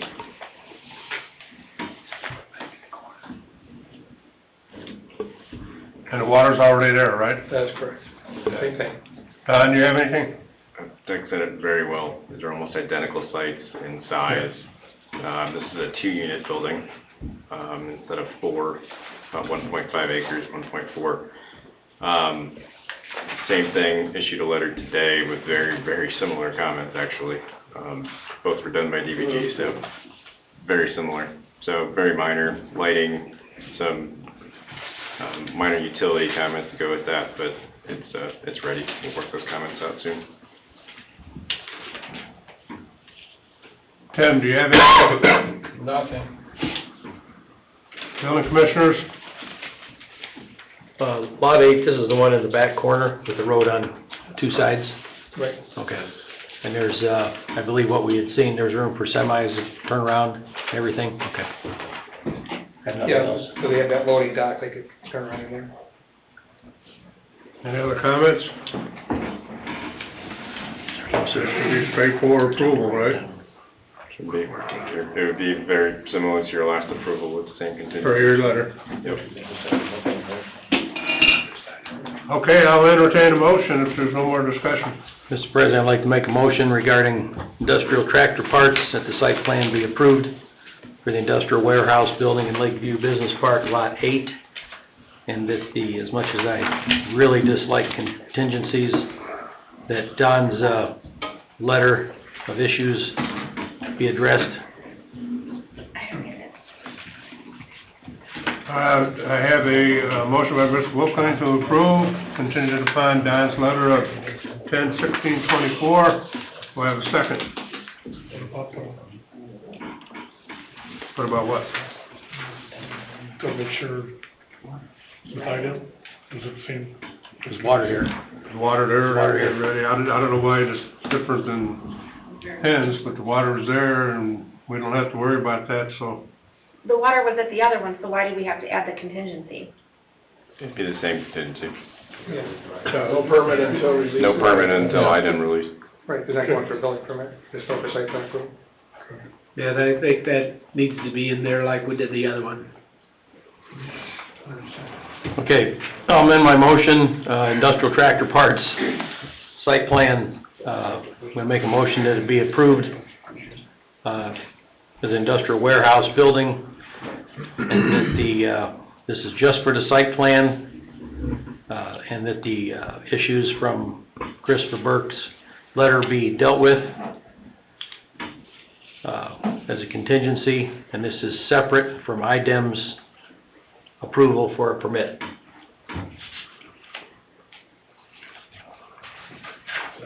Is that good? Right. The only thing I would note is that the IDEM approval is gonna be applicable to the building permit. Okay, and the IDEM approval will be applicable to the building permit and release, yeah. I'll second your motion. I have a motion by Mr. Wilkeney, amended the motion, and a second by Mr. Parker. Roll call, please. Mr. Becker? Yes. Mr. Parker? Yes. Mr. Carnahan? Yes. Mr. Hunley? Yes. Ms. Bensauer? No. Mr. Wilkeney? Yes. Mr. Kapura? Yes, motion carries 6-0. 6-1. Thank you very much. Welcome. Thanks, council meeting. Number 6, Domino's, consider site plan amendment, wall height, between properties 8 feet or 6 feet. We have somebody here, Mr. Brooker, isn't it? This is public, none of these are public hearings. Hasn't had one yet. Good evening. Hi. Yep, my name is Jim Brooker, 2535 Bellshall Road, Lowell, Indiana.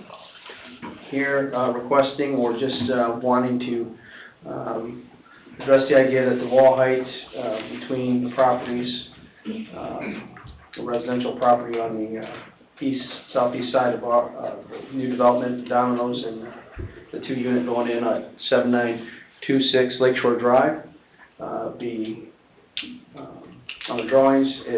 We indicated an 8-foot wall for privacy, and after most of the development has been done out there, we are looking at the 8-foot wall just being an absolute ginormous eyesore, and thought before we put that in that we would see if a 6-foot fence would be more appropriate. I believe there was, well, I know there was a picture taken and sent, and I don't know if it's made it to the board here, but the picture was taken and sent in, a mock-up was done just to give you a visual of what it really looks like over there. And so that's the request this evening. Super simple. I don't see a photo. Does anyone see photos? No. Mm-mm. This is it's a fence request, right? It's shown on the agenda as a wall height. It's a fence. I would probably should say something like a fence height request between two properties. Okay. I don't know if there is such. Where were these 2 pieces of fence put up, different heights? Just so you can see what it looks like 6 or 8 feet. The intention was so you guys can see what it looks like in real life. Outside the house here, the house close to the road. I was out there and all I could see is the fence along the back. It hasn't been installed yet, John. No, it hasn't been installed, it was just a mock-up. There were two panels. 2 6-foot panels. I have the picture if you would like to see it. I can certainly show it to you. Did I give you that picture? I know you talked about it, this last, it was at the work session. Well, I guess it doesn't matter much what engineering says, does it, John? On whether it's 6 or 8? Permission for them to speak. I am drawing a blank on what the zoning code says. I think it's either screenings, either 6 or 8 feet. So why did we originally have 8? So, the original, when you drive by there, you see that there's a retaining wall that's been built, okay?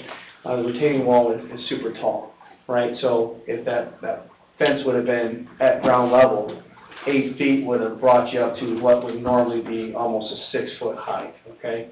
And instead of carrying that 8 foot all the way down the property line, that height, which becomes an absolute, monstrosity, then that's why we're looking to do the 6 foot, and it's would be at the top of the curb. Okay, so the 8 foot really was because of the elevation change, which we still have the elevation change. It's just we have the ability to put that fence on the top of the curb, which before I believe it was going to be at ground level. Got it. So, does that seem right to you, Tim? Yeah, and at the end of the day, the fence, I guess from the property on the east side is actually 6 foot of concrete retaining wall and then 8 feet of fence. So it's approximately 14 feet tall from the east side, and then from I mean, it's a skyscraper, if you see the pictures, I sent you guys an email to try to look at it going by, but if you see that from the parking lot to the 8-foot tall, I mean, it goes midway up in the window on the second floor of the house there, so. So in your opinion, it's not necessary for the 8 feet?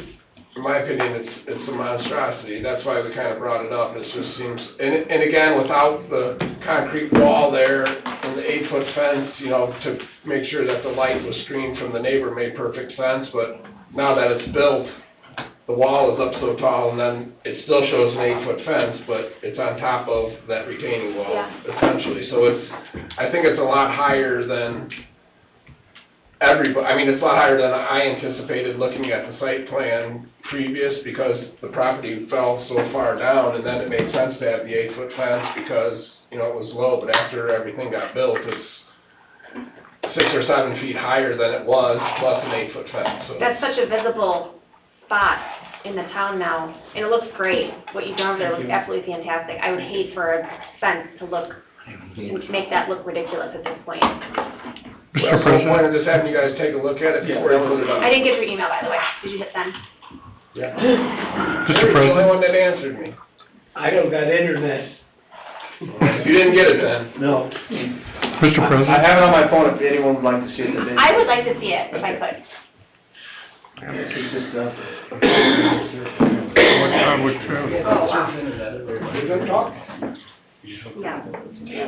It would cover half of that window. yeah, it goes over the roof and then. And you're talking about the house that, on the corner? Yeah, the one closest to the road. Oh, on the east side? Yes.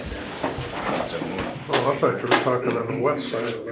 West side's already been, that's already been, that's a 6-foot fence, it's gonna be going. Mr. Cameron, I think the adjoining property owner is here, what they Yes, think about the that's- events. I know it's not public comment yet, but can, property owner next door I see. say anything? Yes. Mr. President? Yes, I would like to hear this is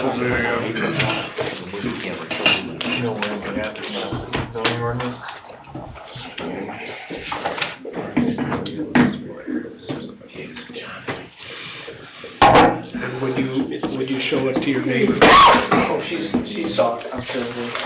Did you see it? Yes. do you want to comment on it? Sorry, what about the back? The backside does not, is not showing any fence on the back. Okay.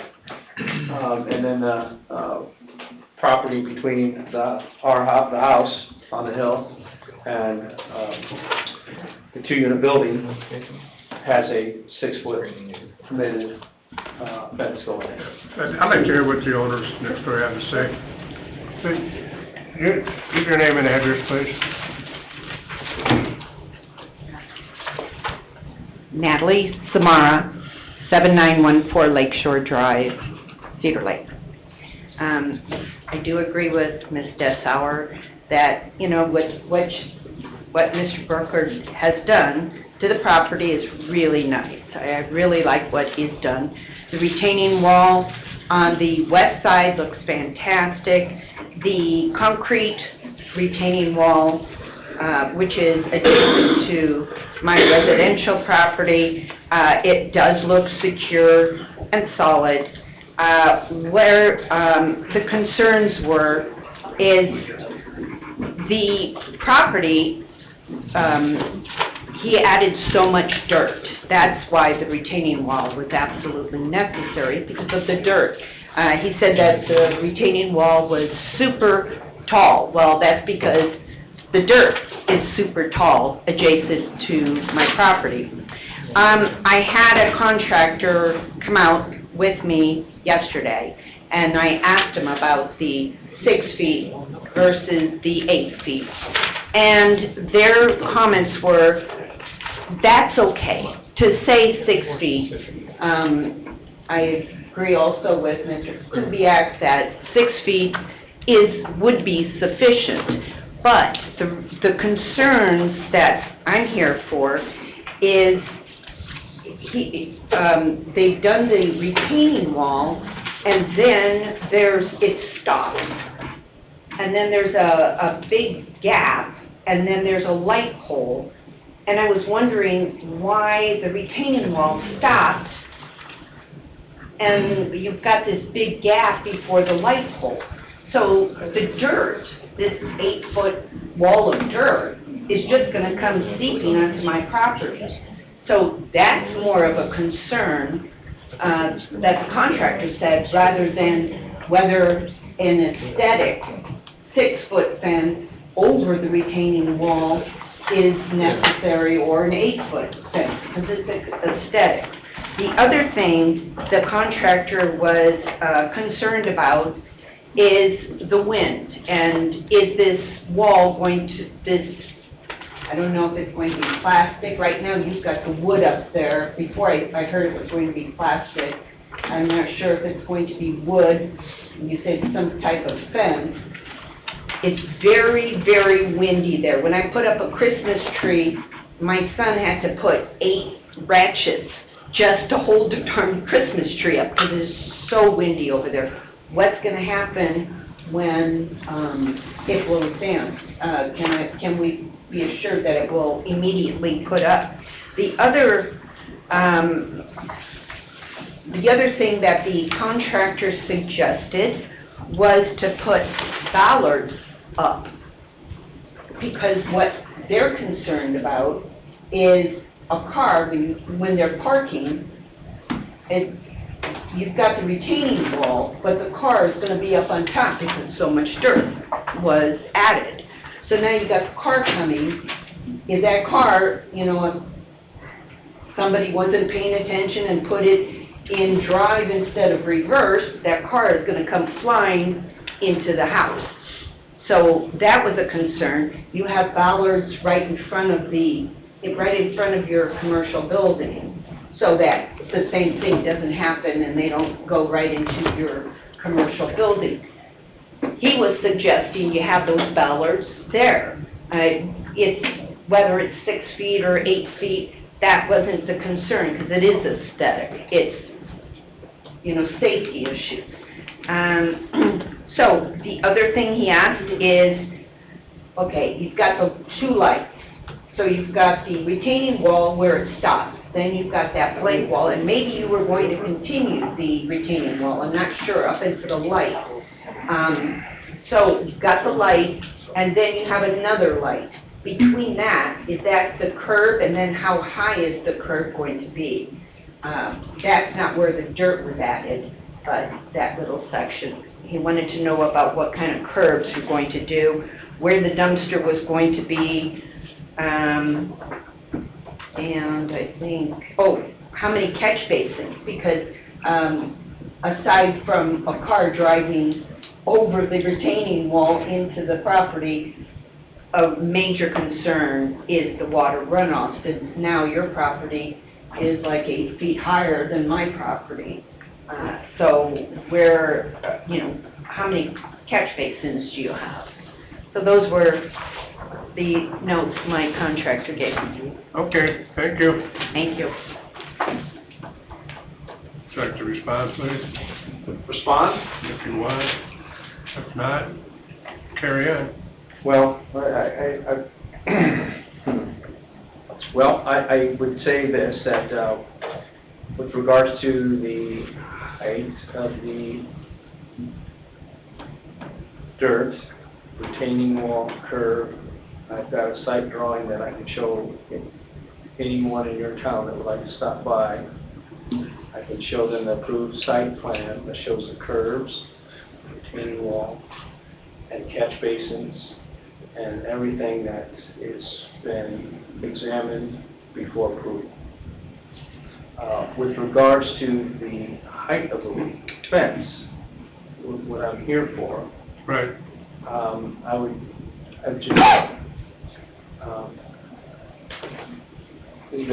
there's still construction going on, the curbs are not in out there. Elevations are pretty well set with grade stakes, grade markers, the basins have been in. They're very visible to see. Let me ask, Tim, do you have any problems with the site? No, and I explained to Natalie before that where the retaining wall ends is where the curb is going to continue to the other retaining wall. So essentially, he put the retaining wall in where he needed it. now the grade is up to that point, so the curb will be a 6-inch raised curb the rest of the way to the retaining wall, which will complete the 6-inch. Right, so it's not complete. It's just not complete, correct, because Okay. one part of it, phase 1 was retaining wall, phase 2 is curb, so. Okay. It's still in the works, Understood. and that will be complete, and again, I mean, I think, like you said, the site, I mean, I've been keeping an eye on what he's doing on the site versus the approved site plan, and this is what brought us to this point, is because looking at the wall, and, you know, I seen Jim out there, and I'm like, man, we can put 8 feet on top of this concrete wall, it's gonna look like a skyscraper, so that was kind of just trying to, you know, correct it, and like Natalie said, with the wind and everything, I mean, you're putting a 2 foot too tall of a thing there that's, you know, you're worried about blowing down anyway, and it just isn't, and it's not necessary to screen more than the 6, in my eyes, looking at it, I know when you pull into the parking space, the lights are gonna be shining at the fence, and I believe if that fence is 6 foot or 16 foot, there's gonna be some light reflecting off of that fence, but other than that, I mean, it seems to be, just seems to make sense to make it more, you know, and like, it's a pretty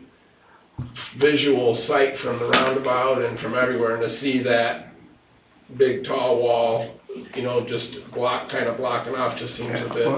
It would definitely hide the house but at the end of the day, yeah, it's tall. My feelings are, if it accomplishes what our goal is here, and it sounds like a 6-foot fence would, then I don't have any problem with it. Do we have any other discussion here? I agree. Jared? 2 questions. From the finish grade of the parking lot to the top of the short piece of fence, what's that height gonna be? About 6'6". Okay, the curb's only about 6 inches. Correct. Okay. All right. Or 8'6", right. So. And that is, she asked another question there, about the No, that was all fence. The wood considered was when we just did the a site plan mock-up, originally. because that was the fence guys, what he had scrap laying around. It is gonna be a vinyl PVC. All right. No, it's supposed to be. I understood it's still under construction, and some things have to be tightened up and that, so, yeah. And basically what you're here for is you're here for 2 foot, plus Yes, or sir. minus. Yes, sir. Right.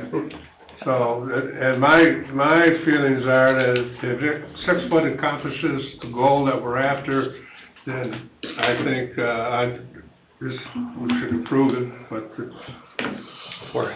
decisions. Before I can make a motion, I have one more question. Don? And I've got one too. Is to the north of the retaining wall, is the sediment going onto somebody else's property? Is that dealt with structurally? I haven't been out there in a little while. I know it's markedly improved now that the site's further along. But, you know, we did have issues months ago, and we've talked about it, and we've been out there several times. So, as the site's built out, it's gotten better. I can't tell you what the exact today is. I haven't been out there in a while. Okay. I got a question too. It's not about the wall is fine. Where will the dumpster be? It won't be right next to her house, will it? No, was approved to be in the very back of the property. Kind of in front of the detention basin on the northeast rear of the pavement. My one question, and you may not want to answer it. Oh, I got, yeah, there's no. Rumor is you got a Jimmy John's coming. Last time I told you the board what was going in there, it cost me a lot of time and money, but, that's probably just a rumor for right now. It's on the street. Yeah, I know, there's a few things I think that was been mentioned, but, yeah. You own the one in Lowell too? What? Which one? Domino. I do, yeah. I heard that too. Yeah, yeah, that is true. You been on the Facebook there, Bob? Huh? You been on the Facebook? I talk to people in town, and that's where I got that information. That might be worse than Facebook, I don't know. So I think the reason it's an 8-foot fence is that's what the underlying zoning requires, which would be in your zoning code. So if you do proceed, I think just for clarity's sake, there should be a vote waiving that clause or reducing that from an 8 to a 6. And probably the reason why, which is the wall. Yeah. It's like we already have a wall. The second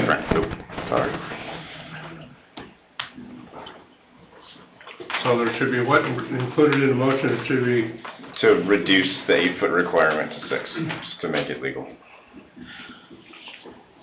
You said overall height is gonna be 6'6"? Correct, the curb shows 6 inch above the asphalt, that finished grade. So as long as that fence is, I mean, the fence is probably close to 6 foot, I don't wanna say the fence isn't 71 inches or something, but, I mean, it's pretty darn close. It's gonna be a 6-foot fence on top of a 6-inch curb from the asphalt side, which is gonna be approximately 12 feet from the Samara side of the property to the top of that 6-foot fence. Is that as tall as the building? It's taller than the building, way taller than the building. The top of the lower part of the roof is about 50 inches from the top of the curb to the gutter, so that's just over 4 foot, so it's gonna, the 6-foot fence is 2 foot above the flat part of the low roof. For reference. okay. And that wasn't a concern of the adjacent property owner? No. I got No a more question. discussion, I'll entertain a motion. I got a question. Is Okay. anything on item, is there water to your place? You own well, or? We have a well. There's no water available when that got approved.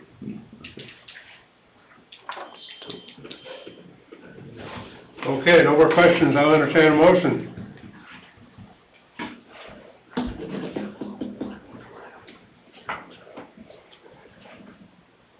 How'd you say to phrase it, Don? Reduce zoning requirement from 8 feet screening to 6 feet screening? Okay, I make a motion to reduce the zoning requirement from 8 feet screening to 6 feet screening on this particular property because of the, height that's already there. I think that's it. I have a motion by Ms. Eschauer to approve the petitioner's request to, lower the fence to, or waiver to, whatever she said. I have a second. I'll second it. I have a second by Mr. Becker, roll call please.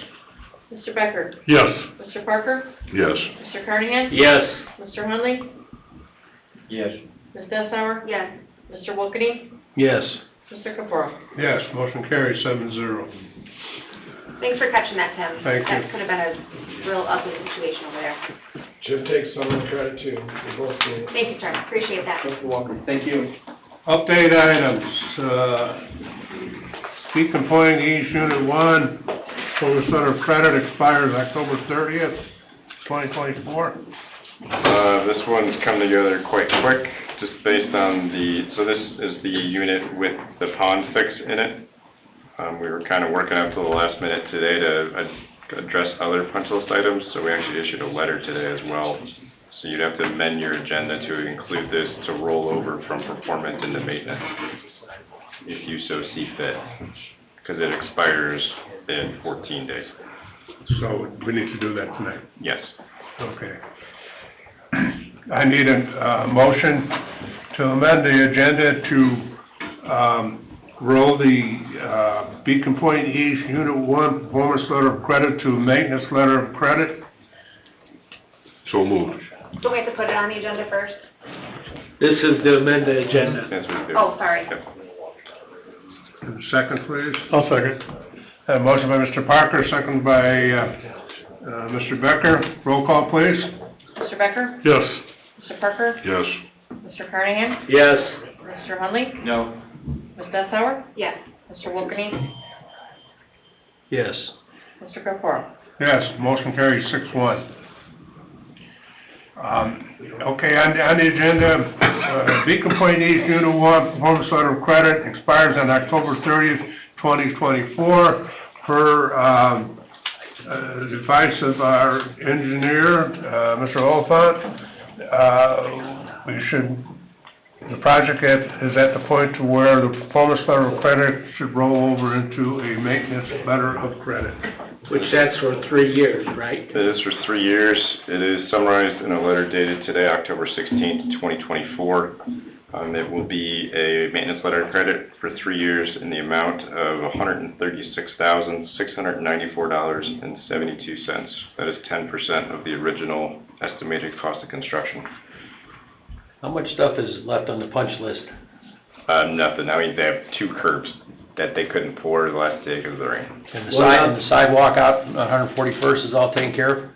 That's another one. Jack was actually supposed to be here, and he wasn't.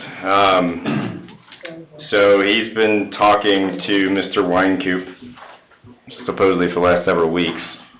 He says that Mr. Winecoop does not want it. From a town's perspective, we would prefer it. We've gotten away from extending asphalt drives through sidewalks for years now. The last subdivision that really did that was Centennial, some of the initial phases of Centennial. Is it ADA compliant? Yes. It is a smooth, accessible surface. It's more of a aesthetic thing. So he said he's willing to do it, but I think you know their relationship is not great. So it's hard to get them to play nice and get it done. Aren't they supposed to do the finish coat? Mr. Chairman. Back after the driveway? Mr. Chairman, I talked to Mr. Winecoop. They have no trouble with the sidewalk going through. They want their, into their driveway restored to like it was prior to them cutting through to put the loop in for the water department. It's got an asphalt coat on it now, it don't have the finish coat on it. And they were What do we mean by one block finish away to coat? get it finished, paving the road, they could've came right up the road and done that there. That's the Winecoops trouble with You it. can see the cut. Well, that's good to know. They didn't put it finished where it matches the rest of the driveway. Are you talking about just like tar on top of it? The finished layer of blacktop. Just the binder coat. The half-inch low? Yeah, 'cause from the sidewalk to their apron, there's asphalt that goes down, and then it, give or take a half inch lower than what the sidewalk is. It's like a little ramp to each sidewalk up and down across their apron. They said they're not gonna do it. Greg and I were out there earlier in the year to see it with the Winecoops. Okay, I have no problem with making them do that. I would counter making them do that when they pave Unit 4, which should be relatively quick, if everybody's amenable to that. But if it's a different project, is it gonna? I really think the Schillings want to do this. I mean, it's small compared to the other punch list items we had them do. But the fact of the matter is, this expires in 2 weeks. You can have them extend it for one item like that. Are you confident that you can get it done? I think I can. I don't know when, because like I said, I think everybody knows they don't have the best relationship, so I can't necessarily make them play nice. They do have a letter, or I think from minutes from the town, where it will be returned better as it was, or better than it was before they went through there to put the water loop in. Okay. I would prefer it goes through. This is kind of a unique situation where this lot itself is not part of this subdivision. So it was included in the punch list at the request of this body, forcing them to do that. It's technically not in the letter of credit. So it's unique from that perspective. Go ahead, Tim. Just make it a part of your motion that maintenance bond monies will be used to finish the driveway if they don't do it, that's all. Yeah, I mean, if they don't do that and you have that motion, you can technically pull in the maintenance letter of credit, sorry. They've been very, anything that's come up in the past has been done. They've never not done anything that we've asked of them to this point, so I would be very agreeable with Don that if you ask them to get it done, they're gonna get it done. It may take an intermediary between the two to facilitate it, but they will do it. It's not a thing about money, because this is not that much money. It's more of a principle thing right now, I think. Which, from an engineering standpoint, that makes it very difficult on us to try to make somebody do something like that. So I think it may take somebody in between to make the people come together and get it done, where both parties are accepting of it. I know when I went out there with you and everybody else and for the pond to resolve that problem, Schilling said technically it's McFarland's responsibility, but they were gonna go ahead and do it. That's Schilling business, how they do business. I can't speak to that. McFarland's the developer, but Schilling's have put all the infrastructure in. And I talked to a resident today that said that it looks wonderful, the grass is coming out, and Well, what Jim says, I believe, and Rich just jogged my memory, I forgot that end of that driveway wasn't done, so it needs to get done. Yep. And we will do our best. I can't guarantee 100%, but if it's not done in 3 years, then we have a means to do that. I would make that a contingency of your approval if you choose to go that direction, Including the sidewalk poured through? including the sidewalk. I mean, the sidewalk is in the public right of way, so I think that it should be. I agree. I don't know why it wasn't done in the first place. It would have been easier to just cut through, but it's only my opinion. Schilling's supposed to do the sidewalk. Yes. Think that contingency is good? They waited 3 years already, I don't think 3 more years, I think it'd be done faster. I hope it doesn't come to the end of the maintenance letter of credit where we have to deal with it. I hope it gets done this year, but I can't guarantee that. but you're gonna try to get it. We'll try. I'm probably gonna need some help from probably somebody on council. I'm looking at Rich right now, but. I don't know, Nick's pretty big. They can fight over it later. Everybody still likes Nick. Yeah, but Greg, you have a working relationship with Schilling. Well, He wants to keep it. Well, okay, so what we're gonna do is. I don't have a problem talking to him. Is we're gonna roll this over into a maintenance letter of credit with a caveat in there that, Schilling needs to, repair the driveway and, install a sidewalk that is missing. Yes. I mean, Jack, even in this came in my head now, he was actually willing to cut a check for it, if it came to that, for it to get done by somebody else. So he wants to get it done, that's not the issue. There's just a butting of heads right now.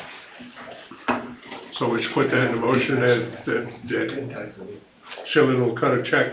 Yeah, or if it doesn't get done, they'll cut a check, because, yeah, I would rather have them cut a check than pull on a letter of credit that's 150 billion times higher than what we need. Definitely.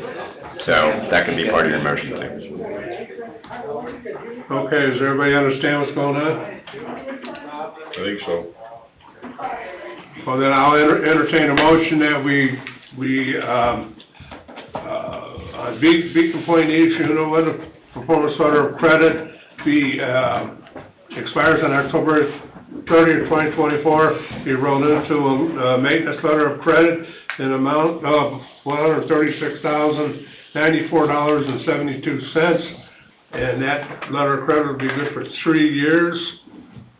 At the end of that time, if the wine coop's driveway has not been repaired, and/or the sidewalk is not installed, then a check will be cut to make covered expenses to have that work completed. Just to clarify, it was $136,694.72. $694. Do we need to reference your letter to on 10/16/24? Yes, please. And reference Don's letter of 10/16/2024. Since you two went through that already, I'm just gonna say so moved. I'll second. Motion by Mr. Parker, second by Mr. Becker. Roll call, please. Mr. Becker? Yes. Mr. Parker? Yes. Mr. Carnahan? Yes. Mr. Hunley? Abstain. Ms. Stetauer? Yes. Mr. Wilkeny? Yes. Mr. Corporal? Yes. Motion carries 6, 1 abstain. Number 2, Beacon Point West, Unit 5, performance letter of credit to expire on November 19th, 2024.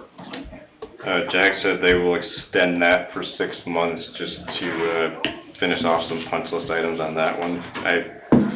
I believe it was paved with the waiver they received at the last public meeting. It was. So we'll meet before the 19th? He should have an extension prior to that.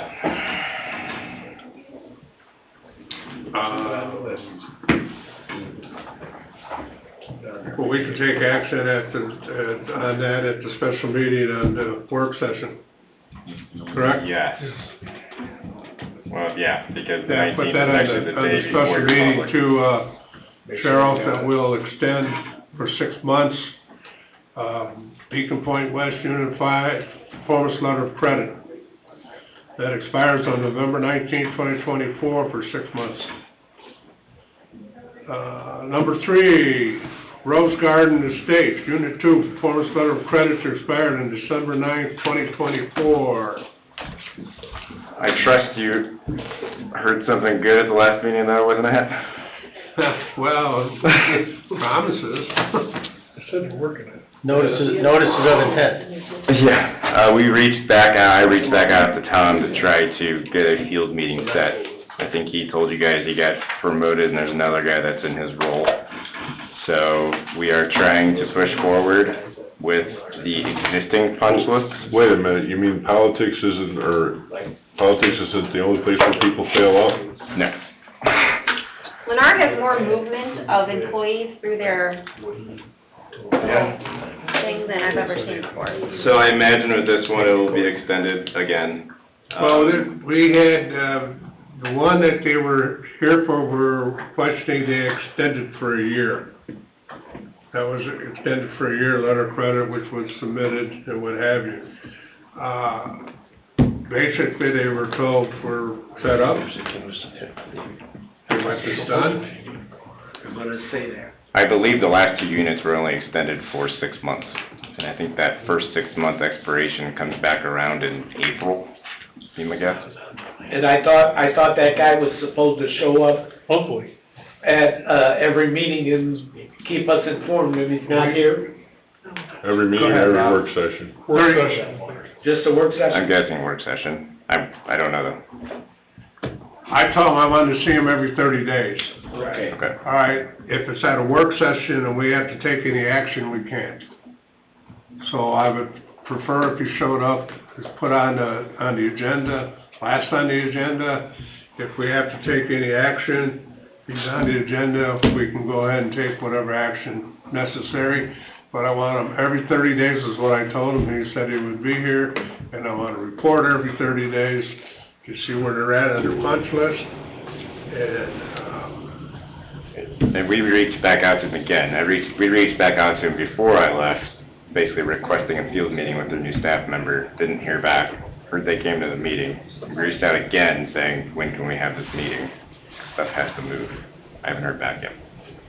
Yeah, Maybe one more phone call, and maybe just say they're expecting an update by the next meeting. Yep, I didn't know you guys made that requirement, so I'll put that on my follow-up. yeah, well, we made that requirement, and You did say 30 days, so I assumed he'd be at the next meeting, but we'll let them know that it'll be at the public meeting. yes, I want the public meeting, because if we have to We're take gonna have any a special action, meeting on the 6th. Right, but we're gonna get them in check with the 30 days from today.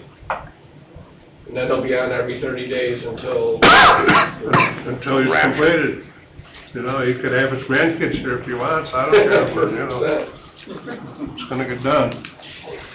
Okay, that's, so on December 9th, we still got time, a little bit on that.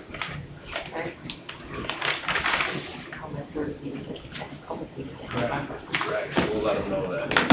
Okay, I'm going to call for public comment now. I'm gonna try to maintain my rules,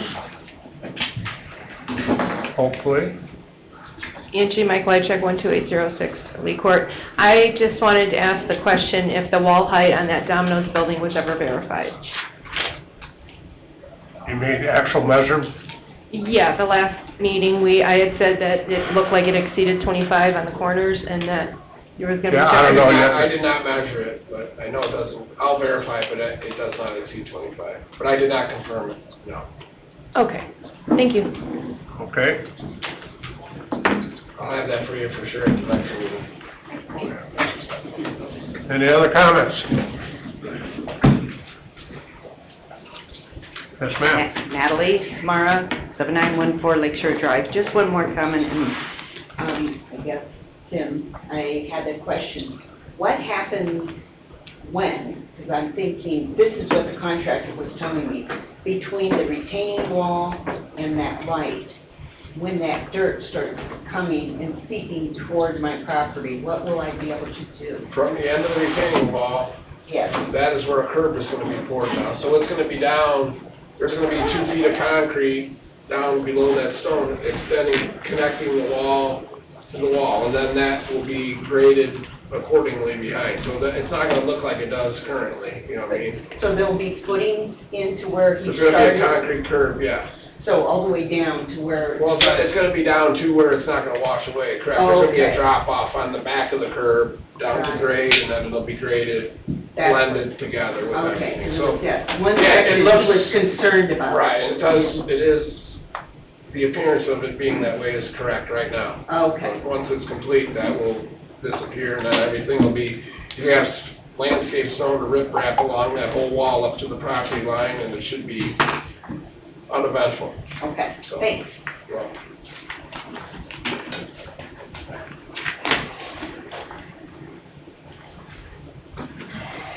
Got so much written down here, John. I don't know if I'll have enough time. Terry Broaders, 14513 Morris. Hey Terry, before you start though, I want to correct you on one thing from earlier. Sure. That was not a public hearing. There was no public hearings extended or Hold on. anything for This tonight. public hearing is in continuance. I did go back to the public meetings and looked at it. In fact, it was Dave Austin who said it needs to remain open. This public hearing is still open legally, technically. And that's pretty important. That is really important. that's for the final plat though, not for the. Hold on. meeting. There was many things discussed tonight, and it wasn't all about the final plat. Thank you. And that's not,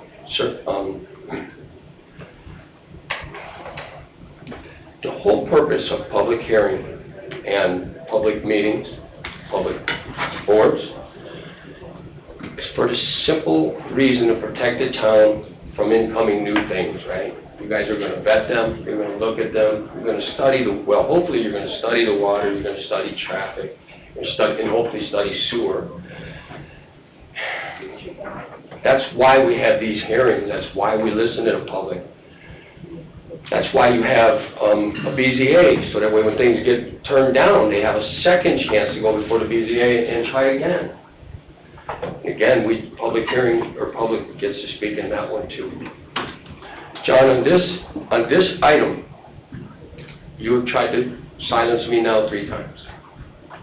I explained to you that the public hearing is still continuing. And in fact, in a dialogue that we had after the last argument, not tonight, the last one. Terry, I'm gonna stop. I'm sorry, Greg, I'm in I gotta- something. Terry, I gotta stop again. Listen, when you listen, there's no public hearing tonight. There is no public hearing, there hasn't been a public hearing. It's this man's job to keep control of this meeting, not yours. You don't get to tell him what to do. Greg, go in the meetings, I never told him what to do. I think you need to calm down. I think. Sir, I think you need to calm down, because now I'm feeling threatened. I'm going to calm down. Now I'm feeling You threatened. need to apologize to I him. don't need to apologize to anybody, in fact, I feel like I need an apology. And if you look at the meetings, you will see that, yes, I'm being stepped on. And you don't have the right to stand up and scream at me. You've been on the line all No, night. you have been on the line, in fact, you have been on the line. That's enough. I'll take control of this Thank you, meeting. sir. Now, Thank you. I'm tired of That's people fine. coming up here and telling us what we're doing wrong, how it should be run, or giving us a lecture or schooling on what this commission or town is supposed to do. Now, if you got a point to make your point, or go sit down. I'm tired of this shit. Every time you come up here, I see orange in front of my eyes.